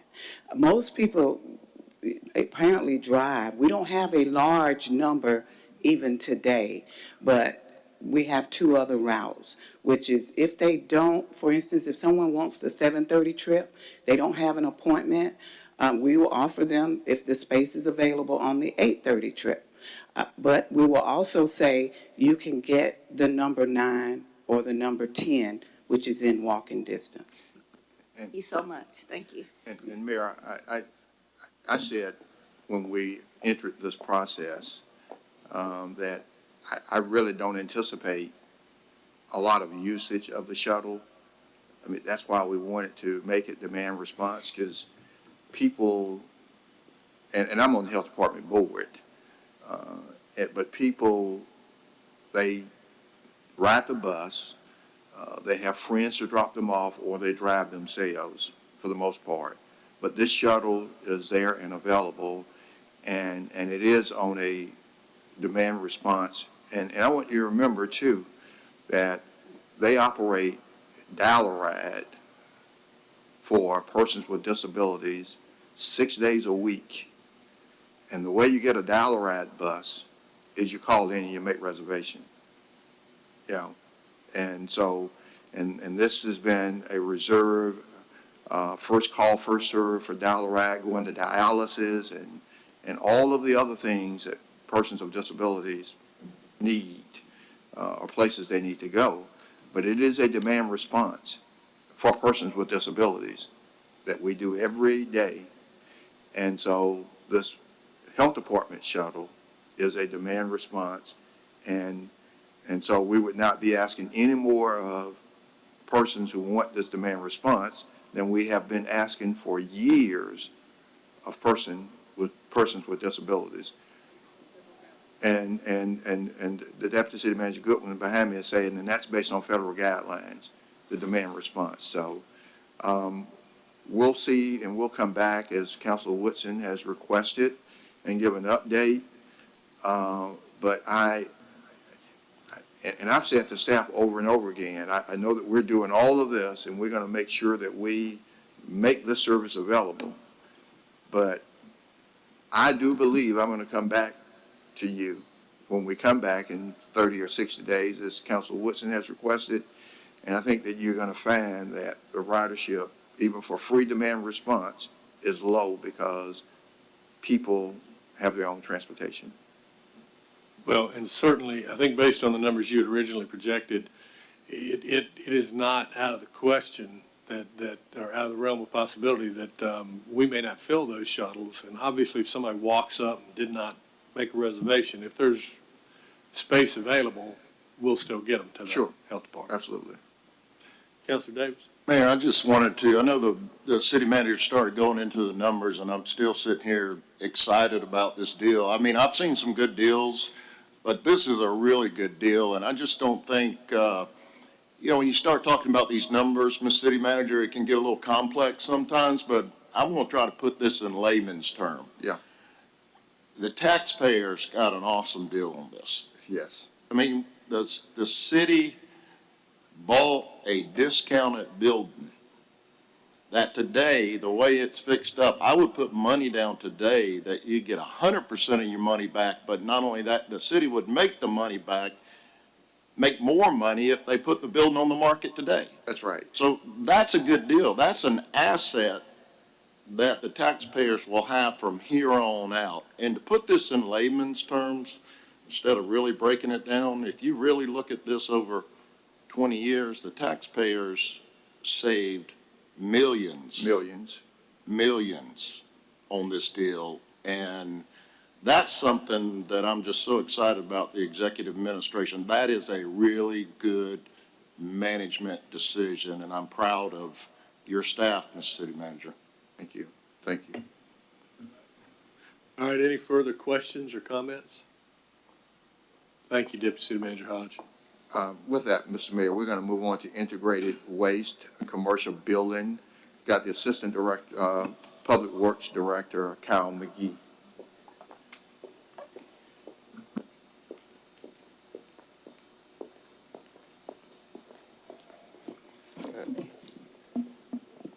Thanks, City Manager. Good morning, Mayor and Council. I'm here today to propose a change in our commercial window decal billing process. And we are proposing this change because our window decal customers use currently, we use a mainframe. It's kind of an antiquated database system that's no longer being supported, and it's going away. So we need to make a change in how we do things. And we have worked with finance and IT and Waterworks, and we believe we've come up with a solution that is better than the existing system and is more customer friendly going forward.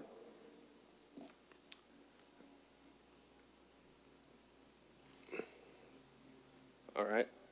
I think we've got the wrong slide, please. All right, so and the reason I emphasize our window decal customer, as you all may know, we have 3 different types of fee-based waste collection systems in Columbus.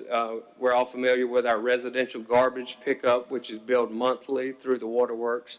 Our other 2 systems are our commercial accounts, and this is broken down into 2 different processes. One is a window decal that we sell, and it's an annual fee that you business owners come and purchase at finance.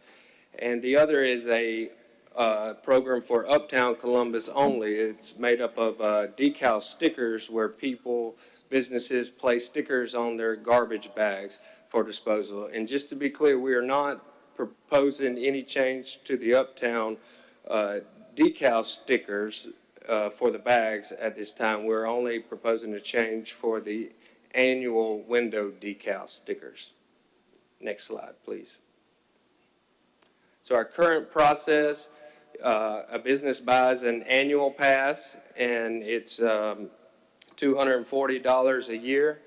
It's based on a fiscal time frame from July to June. The customer comes to finance and purchase that, and the address is given to Public Works, and we service that business once a week.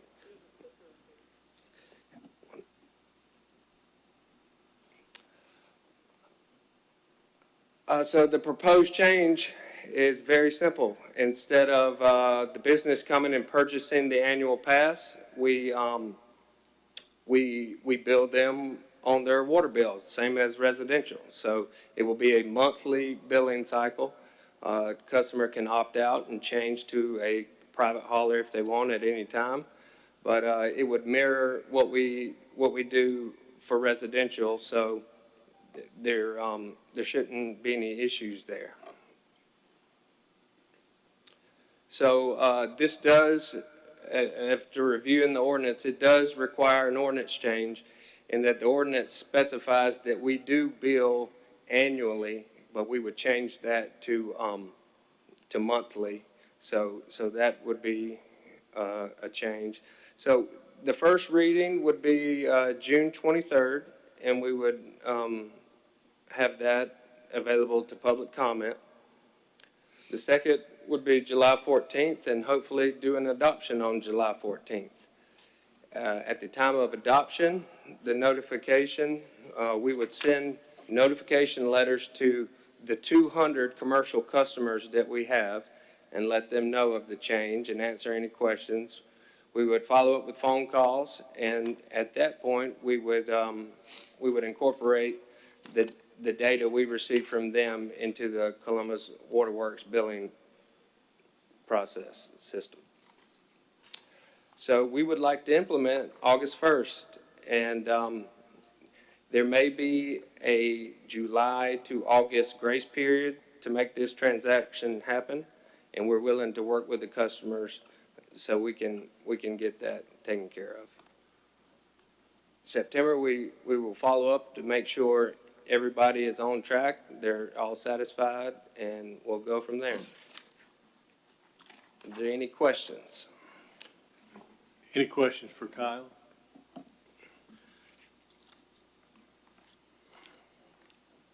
Doesn't appear to be any. Good job. I mean, I think it's going to make things a little bit more streamlined and easier to handle. Thanks, sir. Thank you. Thank you, sir. Thank you. We're going to move to, I'm going to actually ask our finance director to come and bring forward the Mr. Jim Arndt from the Golf Authority for an update, and then he'll be followed by Deputy City Manager Lisa Goodwin for a Civic Center update.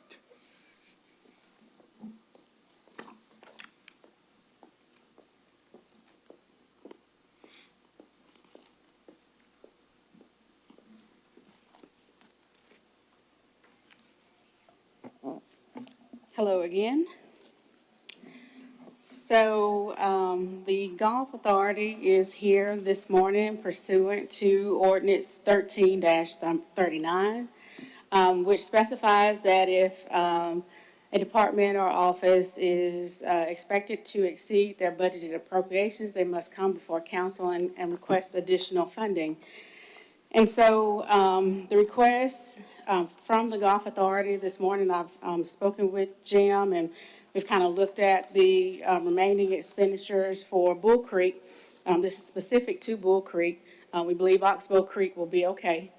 So there's no additional funding being requested for Oxbow Creek at this time. But for Bull Creek, the funding request is approximately $125,000. This will cover the remaining expenses for the Golf Authority and all for Bull Creek. It also takes into account some revenues, additional revenues that we project through the end of June, as well as it takes into account a piece of equipment that I believe council has in this packet. Jim provided some pictures. There was a sprayer that spontaneously combusted. And so they really need to replace that piece of equipment to ensure efficient operations at the facilities.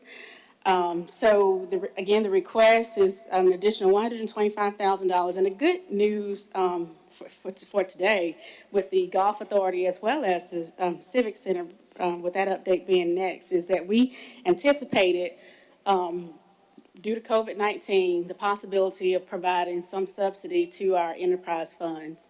And being an enterprise funds, the revenues that you collect should support your operating expenses. And just due to the shutdown of the facilities, them not holding any events, any tournaments, there was a decline in the revenues that we were anticipating this fiscal year. And so, like I said, the good news is in terms of the fund balance projections and the days that we've projected, a subsidy to the facilities have already been taken into account. So the request for the Golf Authority is $125,000 additional subsidy that is beyond the $50,000 subsidy that's currently in the budget. And Mr. Arndt is here to answer any questions that you might have.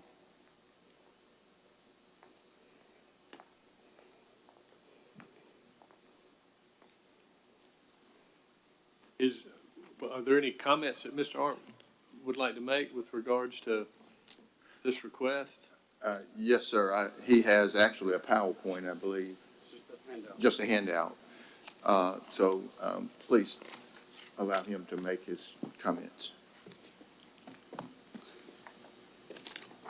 So thank you, Mr. City Manager. Appreciate the support that you've given and all the staff. Been very helpful in this first year that I've been on board. I would like to note that it's understood that this is a very difficult and trying time when in regard to spending, in regard to really everything. But I'd also like to point out that the city is very fortunate to have some great golf facilities. And further, that golf has been deemed a safe recreational activity. And I think we could probably all agree that some recreational activity would be good for everyone. So we've seen a tremendous amount of demand at the golf courses since reopening after the shutdown for COVID. And one other thing I'd like to say, the city's really has a lot to be proud of. Bull Creek at one time was ranked in the top 25 in the nation. So you own some great golf facilities. And in front of you is a packet of information. So I provided this information to the authority. The first 2 pages are a list of equipment for the status of the equipment at both Oxbow Creek and Bull Creek golf courses. So it's instead of when something breaks and, hey, there's a problem. This is more of a report on here's the equipment that you have, here's the life expectancy, and here's where we are with it. And of course, the older the equipment is, the more expensive it is to operate. It's less efficient. So I just wanted to be professional in my report as to what we have. And then if you turn the page again, you'll see that there's a piece of equipment that's on fire. That's the one that was actually number 1 on our list to be replaced anyway. So in that sense, it was somewhat of a positive, even though doesn't look very positive on the photo. But we're doing the best we can with what we have. We want to do better than the best we can. We want to do amazing like Columbus does. And so that's the report. If there's any questions, I'm happy to answer them. But the city has a great golf facility group, and we're happy to serve the community. Yes, Councilor House. Thank you, Mayor. What does the $125,000 buy? So we'll start with the sprayer. The sprayer is about a $36,000 piece of equipment. We also had, I've got help coming. So we also had, we had the misfortune of we had some pumps that failed during this fiscal year. That was in the neighborhood of $25,000. It's not an option to replace the pumps. You have to have the pumps to be able to take care of the turf. So we did have that impact. And then also, in July when I came on board, we basically had, we did not have any merchandise to serve our customers at all. There's also revenue opportunities there as well. So that's the bulk of it. But So to answer your question, Council House, it provides for the remaining expenses through June for the Golf Authority to include the payroll expenses. Payroll expenses amount to about $42,000 of that for the full-time and part-time employees at the facility. And then the rest are operating expenses to include electricity, water. They have to pay the inmates that work out there. Supplies and so forth. So that is what the $125,000 is for. Okay, thank you. Jim and Angelica, it may take both of you to talk a little bit about, I know you hadn't been there very long, but at least the reports I'm hearing has been that the revenues are trending in a very positive manner. In fact, I'd heard recently that despite the fact y'all were closed for some of the prettiest weather that we had because of the COVID-19 pandemic, and now that you're basically getting about 50% of your revenue because you've got one rider per cart, I thought I understood one of the authority members to tell me that you don't want to set the bar out there and not hit it, but there is a possibility you may reach your numbers despite all those things that you've encountered this year. Just speak a little bit to your revenue, because I'm telling you, a spend like that in the middle of a budget like this is a very tough deal for the council to engage in. And so I think it's very, very important that you kind of let them know how these revenues are going to be impacted by what you're able to do, and if there's an offset, and when that offset would arrive. In other words, we know this year is going to be tough for you to generate positive cash flow.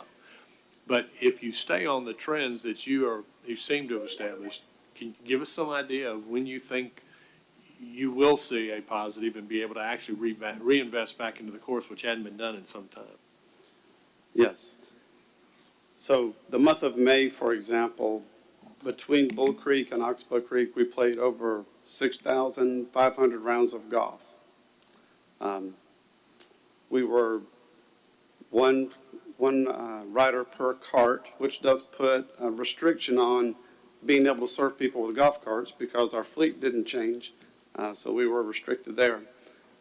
Between Bull Creek and Oxbow Creek, we took in over $210,000 in the month of May. So the community responded tremendously to their golf courses being back open again on May 1st. And I will say Steve Brown is here with me today. Steve Brown has been employed by the city for 38 years, 37 years. But the staff responded with extreme dedication all year long, but I would say probably with a special sense of dedication after getting the call from you saying, we want you to open on May 1st. We want to, you're going to be a model for the city. So we've done everything we can, and the community has responded. Our rates remain the same during that time, and they still have. We are affordable. We are affordable recreation. I think the community is, and we have some signage now, but the community is now aware that there's been over $5.6 million raised for local charities at Bull Creek Golf Course. So there is a real sense of community. This is truly the people's facility at Bull Creek and Oxbow Creek and Goblin Creek. So so the community is there. The demand for golf is extremely high right now, and I do realize that some of that is because people can't do other things. When other things become available, there'll be a little bit of a decrease in the demand for golf, but we'll finish higher than we were before the virus happened. Going forward, as far as projecting when we'll be able to get to a point where we may not need subsidy, it's going to be a process. We're up against some things, but we are definitely trending positively, and we're taking action on things that will drive more revenue, merchandise, food and beverage, membership sales, outings, charitable outings. So we're taking action. We have traction. And it's going to be a process, but I could see it happening in a period of 2 or 3 years if things fall together. Thank you. Yeah, as Jim pointed out, that we got 3 great courses. One is actually run by a volunteer group, Godwin Creek, which is sort of a feeder course. It teaches kids golf and hopefully builds a bit more of a market. But the golf course is not unlike a lot of the other areas within the government, and that is that some of the equipment that they're being asked to deal with makes it tough. And unfortunately, with golf courses, if the quality of the course starts to suffer, they'll find other places to play. So we just have to make a decision, what we will be involved in providing golf or how we're going to be involved. So. And just one more point of clarification. Again, this is an enterprise fund, so it's not as if he's tapped out on his total budget. It's just that the revenues aren't there, and that is mainly attributable to COVID-19, with him being shut down in the month of April. So because the revenues, the expenditures right now, projected through the end of the fiscal year, will exceed the revenues that he's collected this fiscal year, that's the reason for the additional subsidy that we're requesting for Bull Creek. Counselor House. So this 125,000 is an FY 20? Yes. Or not, or, Yes, sir. okay, not the budget for 21? Not the budget for 21. No, sir. Okay. I think we'd probably all be, well, I know I would be more comfortable if you gave me a list of exactly what it's for and then where the money's coming from. Well- Is it reserve funds and how many days we talking about? I mean, most of the time when you come to us for something like this, we have some kind of layout so we know exactly what we're doing to ourselves. Well, it's a combination of things, quite actually. So I do have the listing of expenditures from Jim to include the operating expenses as well as the personnel expenses. The revenues that we are projecting are just that. It's a projection based on what he's done in May, based on what he's done in previous years. So we don't have that information sort of, well, we have the estimates, and I can provide you that. But it is already taken into account in terms of the fund balance projection days, because as we were drafting the budget and, as right in the middle of the pandemic, we really sort of planned for providing subsidy to some of our enterprise funds that we, at that particular time. So that is already, a subsidy to some of our enterprise funds is already taken into account in the 72 days that we're projecting that we'll begin FY21 with. And if it makes you more comfortable, we can ask them to vote next Tuesday.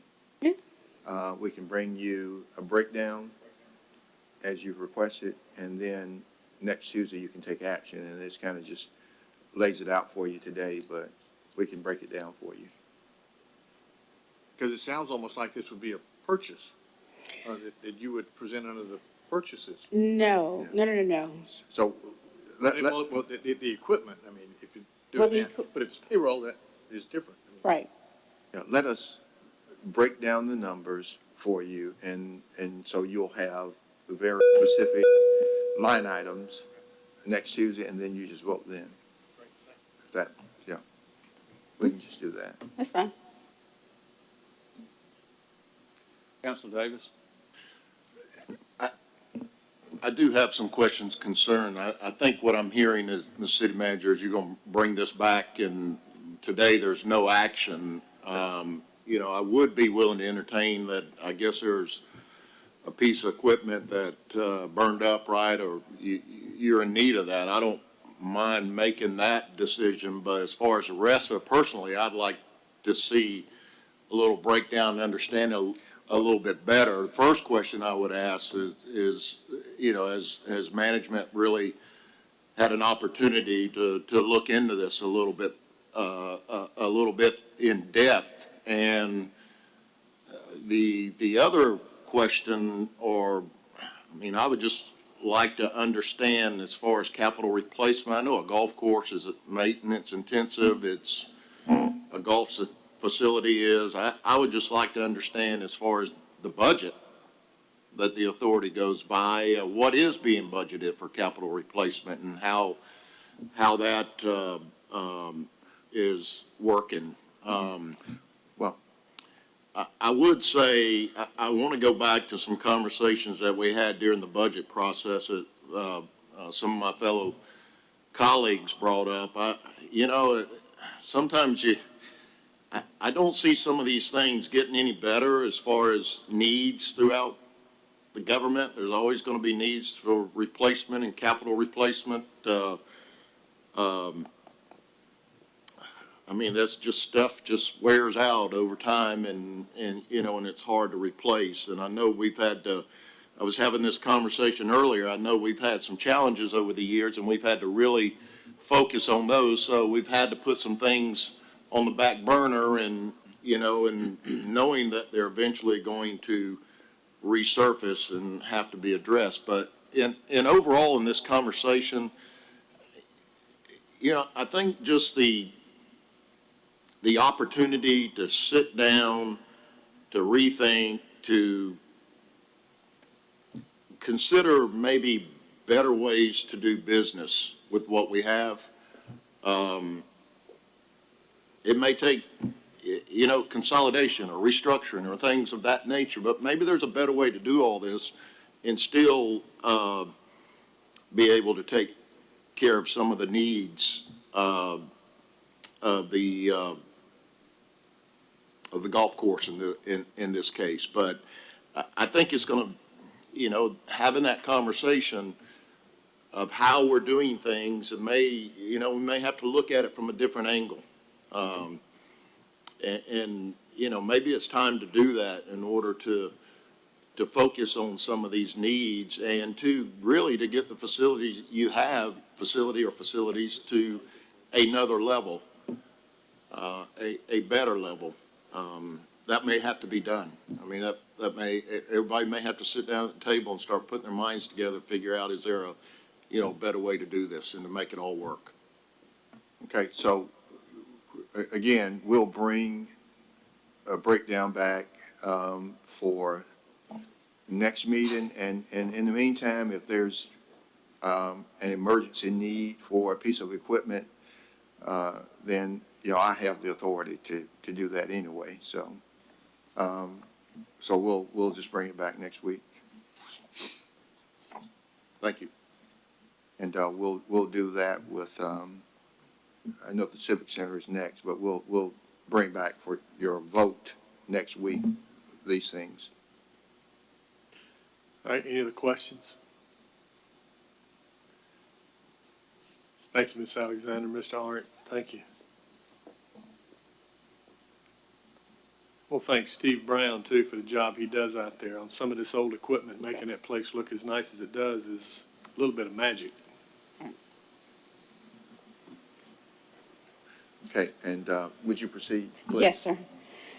So the next department update pursuant to ordinance 13-39 is the Civic Center. And again, it's not as if the budget has been tapped out for the Civic Center.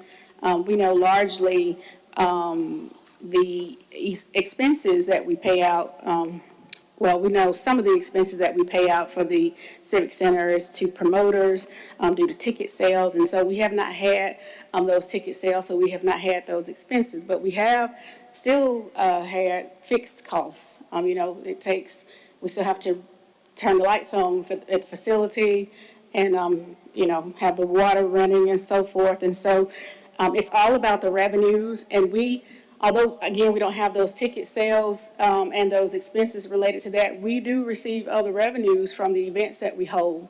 We receive a facility fee, we get parking fees, we get concessions, merchandise sales, and all of those things, rent that we get from these events. And so we have not had that revenue because we have not had any events. And so when we compare the revenues from last year to this year's same time period, we've sustained about a $521,000 loss in revenues from these other revenues, other than ticket sales, that we take in from the events that we have here at the facility.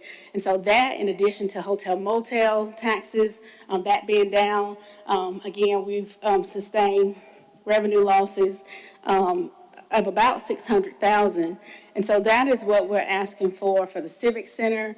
In terms of the subsidy, we're really subsidizing the expenses here to the tune of about $600,000.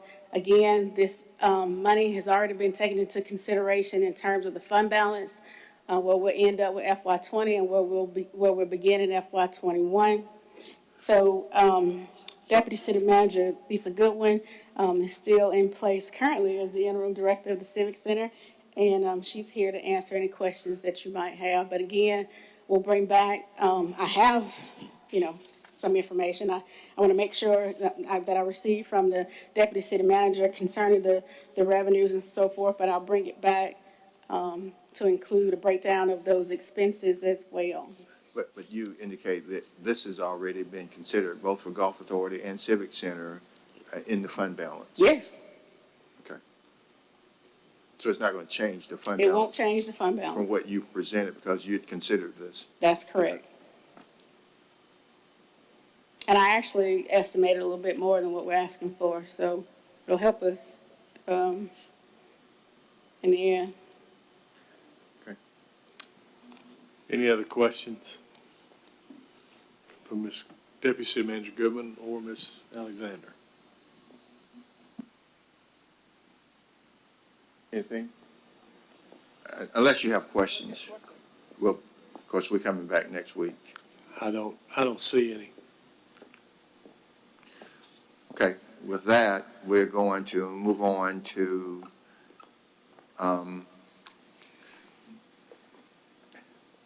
Mayor, I think what I'm going to do is postpone the J.R. Allen and Second Avenue, if that's not a concern.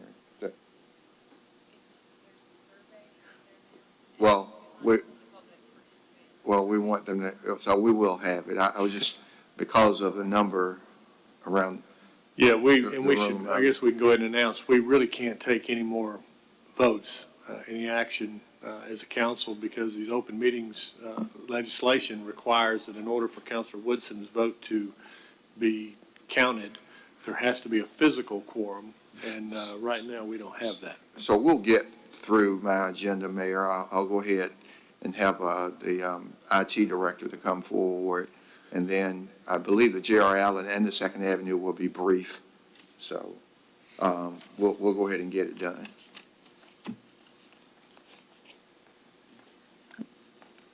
And let me just say before the IT director speaks, Mayor and Council,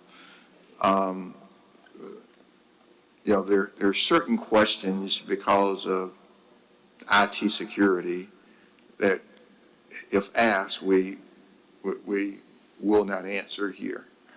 But because it's a matter of, IT is a very sensitive, as you know, we've gone through an event here recently, and so, but we will answer your questions one-on-one, and if we can't answer it on air for security purposes. I just wanted to say that. Very good. Yes, sir, I agree. With that, our IT director. I see that it's still morning. Sorry about my hair. I had to take off my mask, and I believe it messed up my hair.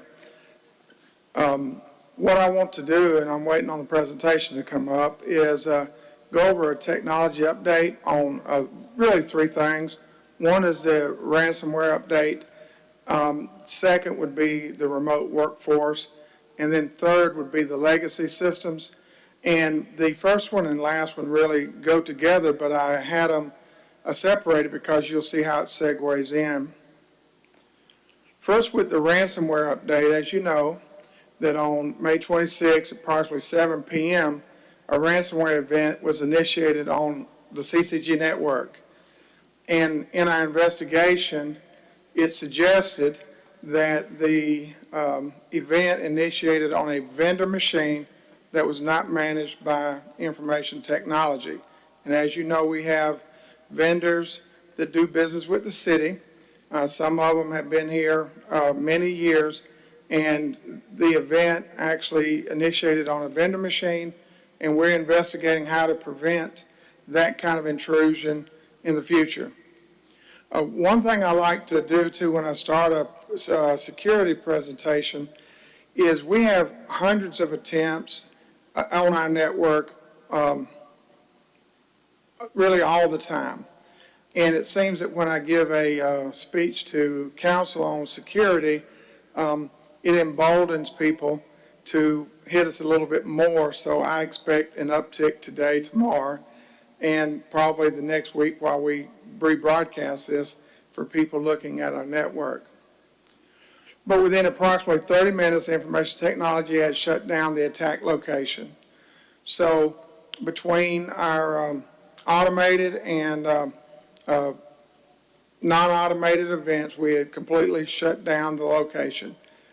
And what that really means is that we shut down everything, because when you have a ransomware event, you just shut down everything, and then you look at it, and then you determine what you need to turn back on. Approximately 40 computers and 4 systems were affected. There are several things you can do when you are affected. The first thing you do is you quarantine everything affected. And you can clean the machines or you can replace the machines. And with the systems, you can restore the systems or you can rebuild the systems. And I'll go through a little bit of that. So with the actual computers, we decided that the prudent thing to do was to take them completely off the network, unplug them, so to speak, and replace them with brand new machines. That's much better than cleaning the machine and hoping that you got all of the virus off of the machine. So we replaced all the machines that were affected, or really we replaced all the machines that were on that area. We didn't even make sure they were all infected. We just replaced them all. And then we'll go through off network deciding which ones were affected. But we think about 40 were, but we replaced them all. On the systems that were affected, one of the three systems, as you know, was the public-facing website for IAS World.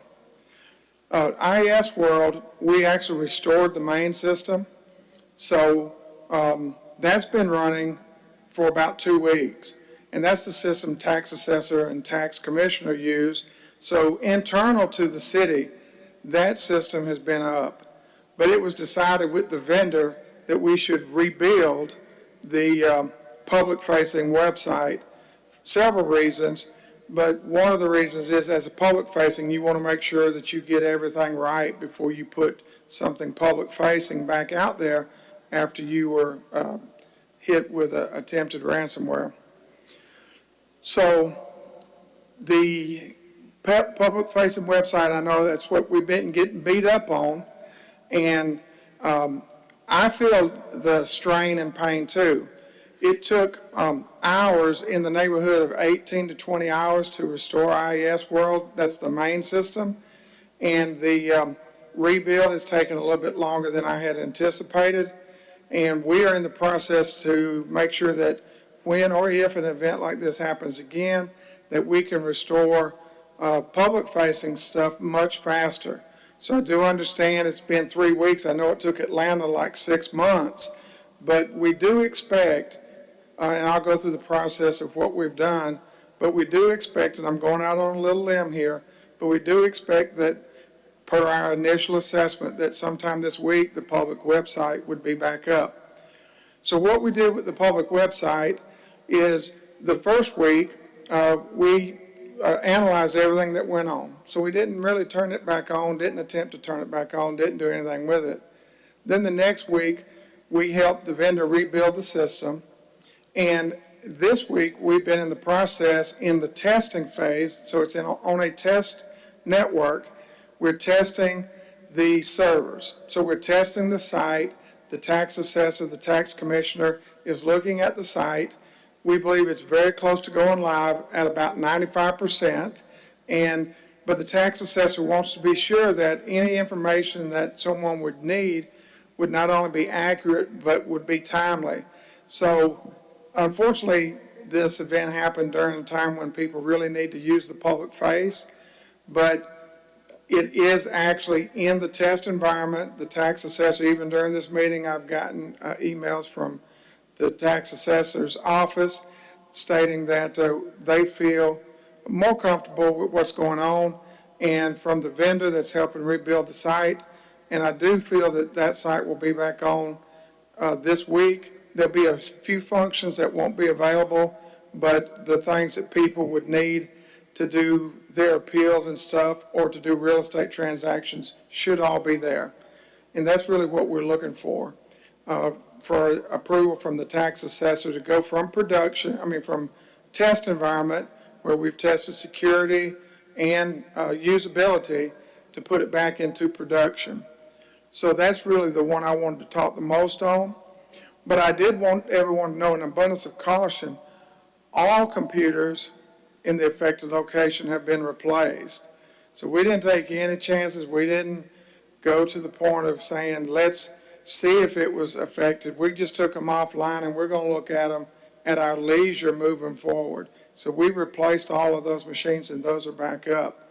Of the 4 systems affected, they've either been placed back online or in the process of being moved to a cloud solution, or being rebuilt like the IAS public-facing website from scratch for precautionary reasons. So we're actually in the process of having all our systems back online as soon as we can. I know the one pain point has been the public-facing, and I feel the pain too, and we are engaging with our vendor and other vendors to make sure that our recovery process is quicker. You know, we thought, and most people would say, well, yeah, a month is pretty good. Not when you're living through the month. So we are going to do something to make that much quicker restore next time. So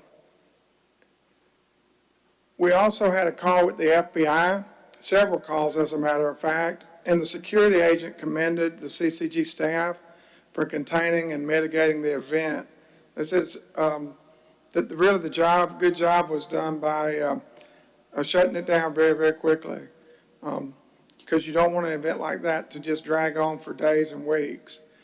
I can't take any of the credit for that because I was actually off, and I'm going to blame the attack on me because, see, when I'm off, things happen, and I guess they figured that if I was here, something would have happened different, but really it wouldn't.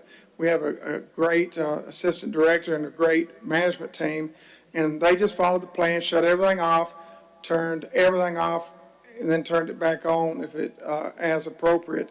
And the staff was commended, and I have to commend them also on containing and mitigating the event.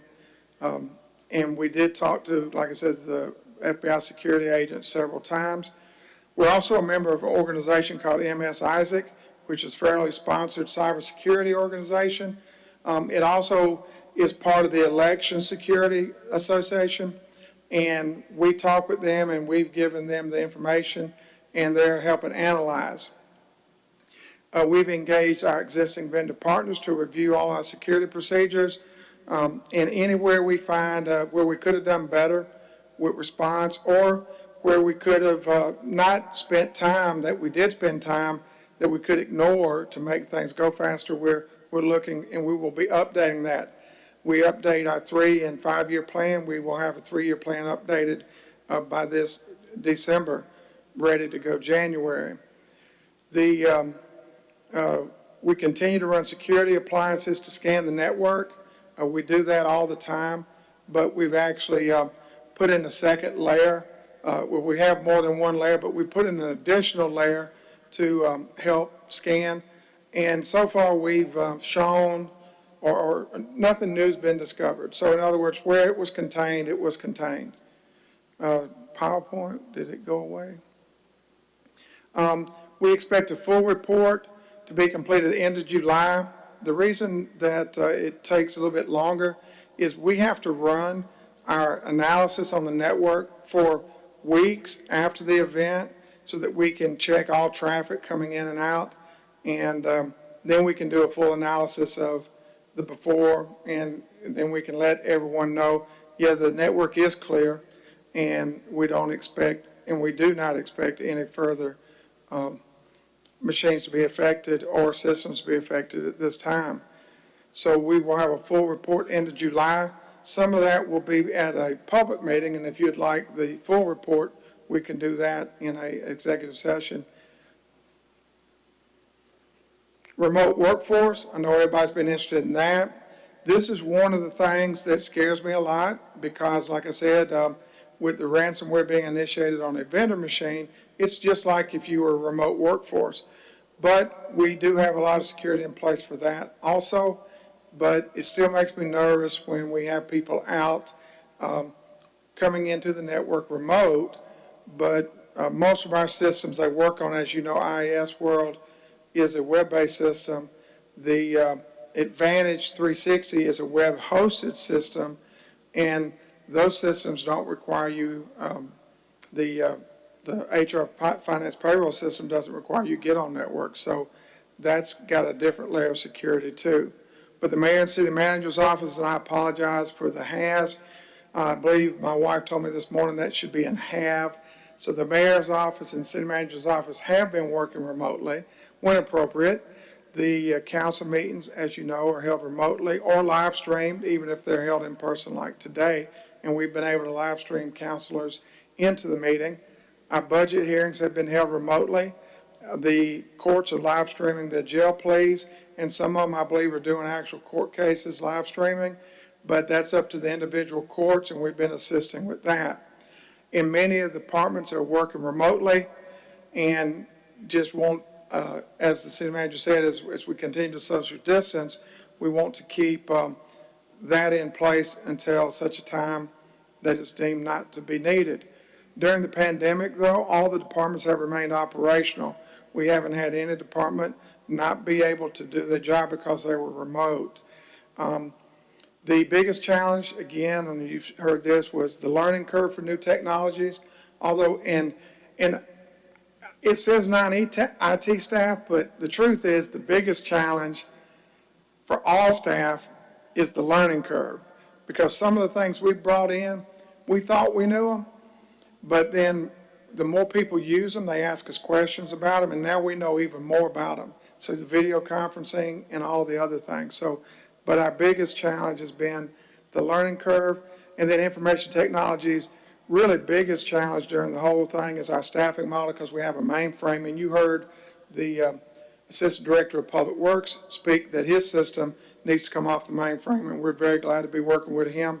And the fact that all we have to do is turn that off, and then he will be moving to a more efficient system with the waterworks.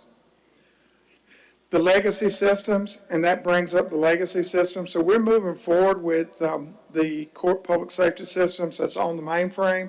That's really the last major system on the mainframe. The mainframe, as I've discussed since 2015, moves out of regular warranty on July 1st, 2020. So that is in about 15 days, I guess, 17 days. IT has been put on notice. We're only eligible for an IBM partner limited warranty for 6 additional months. So that will move us through about the end of December. So we've been discussing this, and that's why we appreciate so much that the court project was approved. It's the last big system to move off the mainframe. And once it is moved, we can shut down the mainframe. It's very important that the mainframe court system be moved to a new court public safety management system. And that's what you might hear as Odyssey or Eagle Recorder or Civil Serve or e-citations because of the announced end of life of the mainframe. And with the announced end of life, maintenance and inability to license will be an issue. Also, you may not really realize, but IT only has 3 people who can actually work the mainframe, and only 1 person that can actually program the mainframe, because since it started in the 80s, those people are retiring off. And it's very difficult, and we do have a business partner that helps us maintain the mainframe to give an extra set of eyes, because the programming languages are very, very, very old on that system. The good news is that we expect the court system, public safety systems, they're all expected to be live this fall. So that would put us well within the time frame to be off the mainframe and to shut down everything on the mainframe. One thing to notice as the legacy systems, so our legacy machines, not necessarily legacy programs, but even remember IAS World was purchased before I arrived, which was in 2014, I believe, when they purchased it. That is over 6 years old now. So those systems were the ones affected by the event that we had on the 26th. None of the newer component systems were affected. And we hope that continues, and we appreciate all your support, and we really appreciate the patience of the council members and the public for the public website. We just felt that we should rebuild that site rather than put the city at any risk by trying to clean it or reuse the existing site.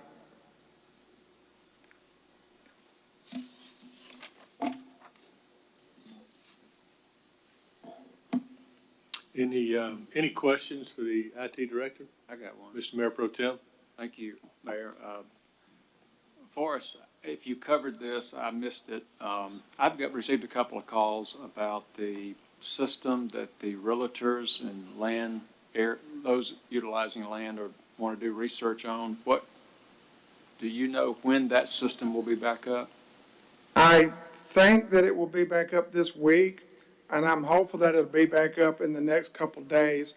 That is the IS World public website, and that is the one that we decided with our vendor to rebuild in an abundance of caution on this. So we think that will be up this week. Great. Thanks, sir. Thank you, Mayor. Yes, sir. Counselor Cram? Wasn't that the system that was just redone 3 years ago with Tyler Technologies? The actual system was put in place, I guess it was purchased in 2014. It went live, I don't know exactly when, but it is the same system. Just keep in mind that the original purpose is on-prem, and the website, but that is the system that caused some of the headache I guess it was a reevaluation, but that is the same system. But it's actually been purchased since 2014.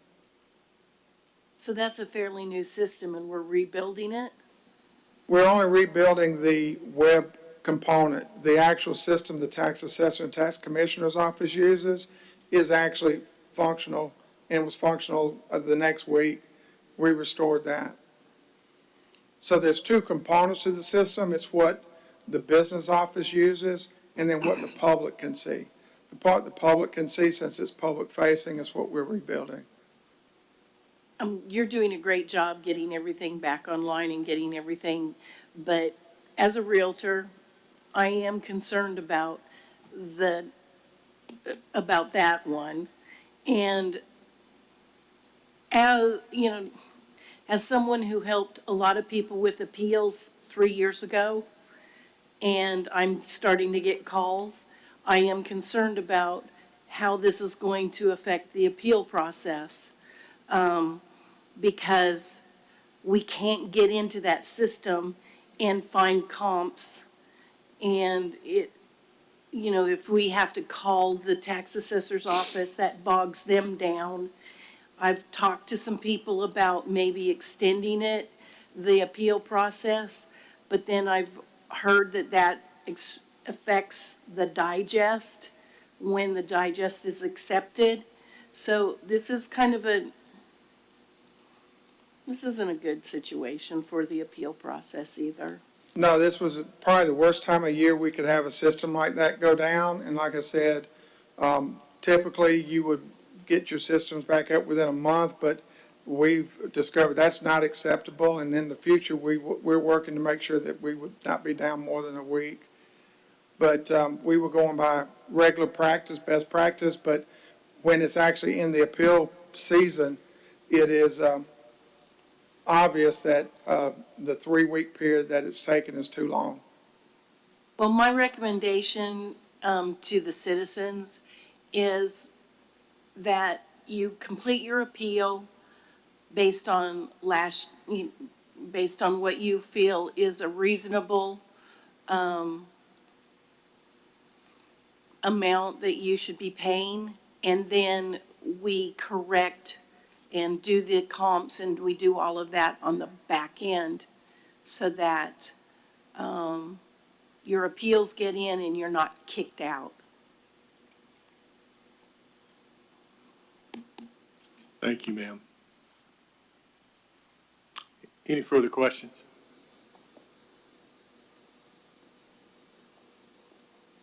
Lars, thank you. Mr. Mayor, next we forgot Deputy City Manager Pam Hodge with an update on J.R. Allen and 2nd Avenue. So good morning again, Mayor and Council. This is just a quick update. We are having 2 studies done. One is on the J.R. Allen US 80 corridor. The other is on the 2nd Avenue corridor.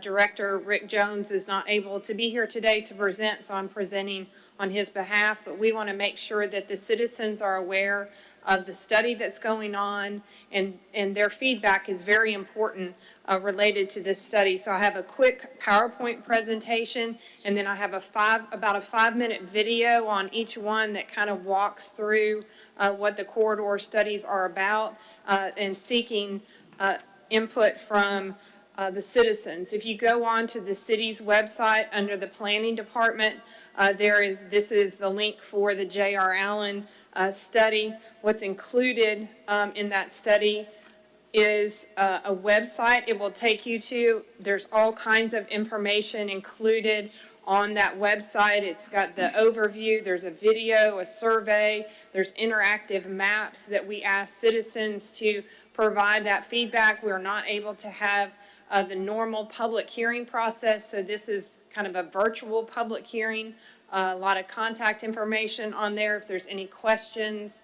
And this is just an example of what the map looks like. It allows citizens to place their concerns on that map, make comments on that map as they look at that J.R. Allen corridor. So I'll ask them just to play this. It's just 5-minute video, and it's what they would see when they go on to this website. Welcome to the J.R. Allen Parkway Corridor Study. This video is an introduction to the design workshop, which is a virtual event that we'll be hosting between June 15th and the 28th. The website will be interactive, providing you good data and mapping, as well as an opportunity to participate in the public survey. Today's agenda, we'll be looking at the overview and objectives for the overall project. We'll introduce you to the schedule, where we're at, as well as some of the data collection and data analysis. And lastly, we would like to request your participation in the public input. The corridor itself starts at the Chattahoochee River, and it flows all the way through Flat Rock or the Kitten Lake area. The corridor itself carries around 36,000 to 72,000 vehicles a day, and it starts as a 4-lane freeway with about 8 interchanges, and it transitions to a 4-lane highway or boulevard with signalized intersections and driveways. The study will consider congestion relief along the entire corridor, safety improvements at spot locations, as well as multimodal connections, mainly along the boulevard sections where the intersections are located. It will also include interstate upgrades for safety and laneage, potentially, as well as some improvements over the Parkway Bridge over the Chattahoochee River. Our project schedule, the project overall had started in January 2020. As you can see, we're more than halfway through the process, and it'll culminate in October of this year.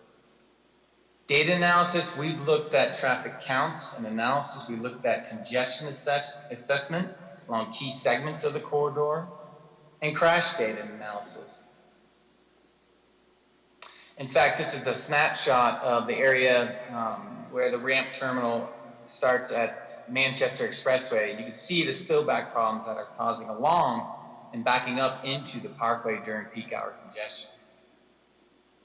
Crash analysis. Over the past 5 years, there's been over 4,000 crashes along the corridor, mostly at the ramp terminals and intersections at the interchanges. Over 54% are caused by rear-end collisions, which is indicative of stop and go and congestion. Potential highway solutions, we'll be looking at a number of elements. Freeway language and interchange types. We'll look at new language along the bridge, as well as safety improvements by way of freeway shoulders, widening those out and providing safety recovery distance, as well as traffic signals and roundabouts at some of the ramp terminals.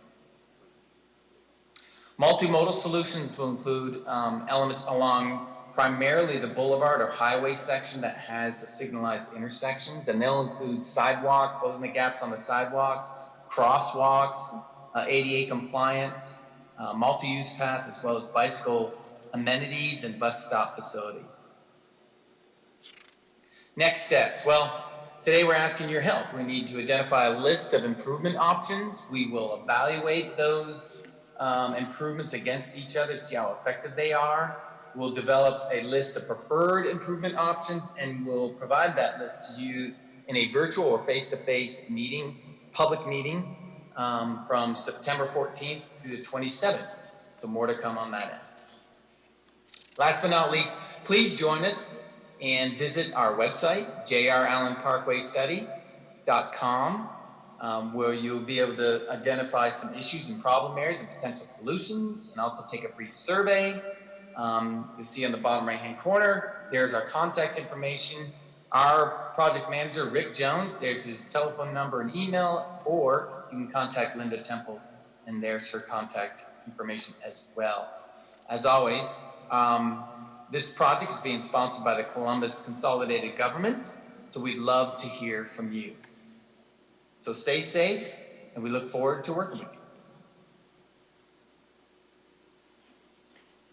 So Mayor Pro Tem, we just wanted to get this information out about the J.R. Allen study, provide that video as it's on CCG TV, just to get that information out so people will participate, since we're not able to have a public meeting at this time. And if there's not any questions on J.R. Allen, I'll just move on to the Second Avenue presentation. And this again is a different consultant, same type of process that they've been going through. Again, on our website, you can go to columbusga.org/planning, and on the front page of the planning site, you can scroll down to the Second Avenue Streetscape Study, click the link, and you'll get to the website, which is the Second Avenue Corridor Streetscape Study. There's information on this particular site as well, to include the video presentation. It's a much longer presentation, as there's different components of Second Avenue. Surveys, maps, resources will be located on that website. This just kind of depicts the area that we're looking at, but they'll have peak hour traffic information going in both directions, so you'll be able to see a lot of information that we typically would cover at a public meeting. And just want to show you again, it's about a 5-minute video, just as an overview of that particular study, to get that information out to the public as well. Hello, my name is Mickey O'Brien. I'm with AECOM. We're an engineering, design, and consulting firm. I am the project manager, and we're assisting the Columbus Consolidated Government with the initial planning phase for the Second Avenue Streetscape Study.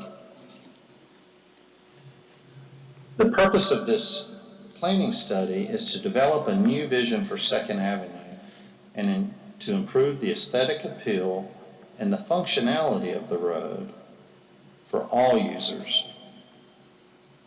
It's a wonderful opportunity. Second Avenue provides a wonderful opportunity to serve as a gateway or a new front door entering the city from the north. So the project limits along Second Avenue start at Manchester Expressway, which is to the right of your map here, and then head south for approximately 1.9 miles to 19th Street or Talbotton Road. This portion of Second Avenue is also a GDOT state route facility, State Route 85. The speed limit is 35 miles per hour, and there are approximately 22,000 cars per day that drive the corridor. In the 1980s, Second Avenue was widened from a 2-lane road to what is now a 5-lane and 4-lane road. The right-of-way along Second Avenue varies. The road is primarily used as a automobile transportation corridor currently.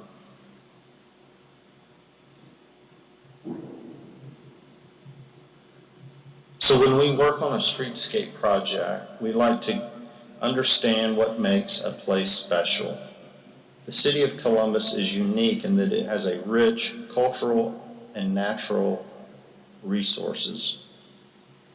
From the Chattahoochee River to the historic mills and the adaptive reuse of all these wonderful buildings, they provide great opportunities to try and incorporate these elements into the public right-of-way or into the streetscape design. These are just some initial ideas that we are drawing inspiration from. This particular board shows more warm color, whereas the next board shows more cool colors. In many cases, these colors can be combined, as you see in the Phoenix Mill sign on the furthest picture to your left in the center. The idea, though, is to create something unique, uniquely Columbus. We'll also be exploring the use of either traditional or contemporary types of site furniture and or lighting. Another component of this project is to look for additional signage and gateway locations to again add to the uniqueness of this important corridor. We've started some initial concepts, again pulling these from the elements, the cultural and natural resources that I spoke of. Below you have two similar designs that are more contemporary for the primary gateway concepts, and up top something a bit more traditional that really is inspired from the mills, the historic mills, and the Riverwalk archways. Here we just have a couple of other secondary gateway concept options, again derived from the many unique features within the area.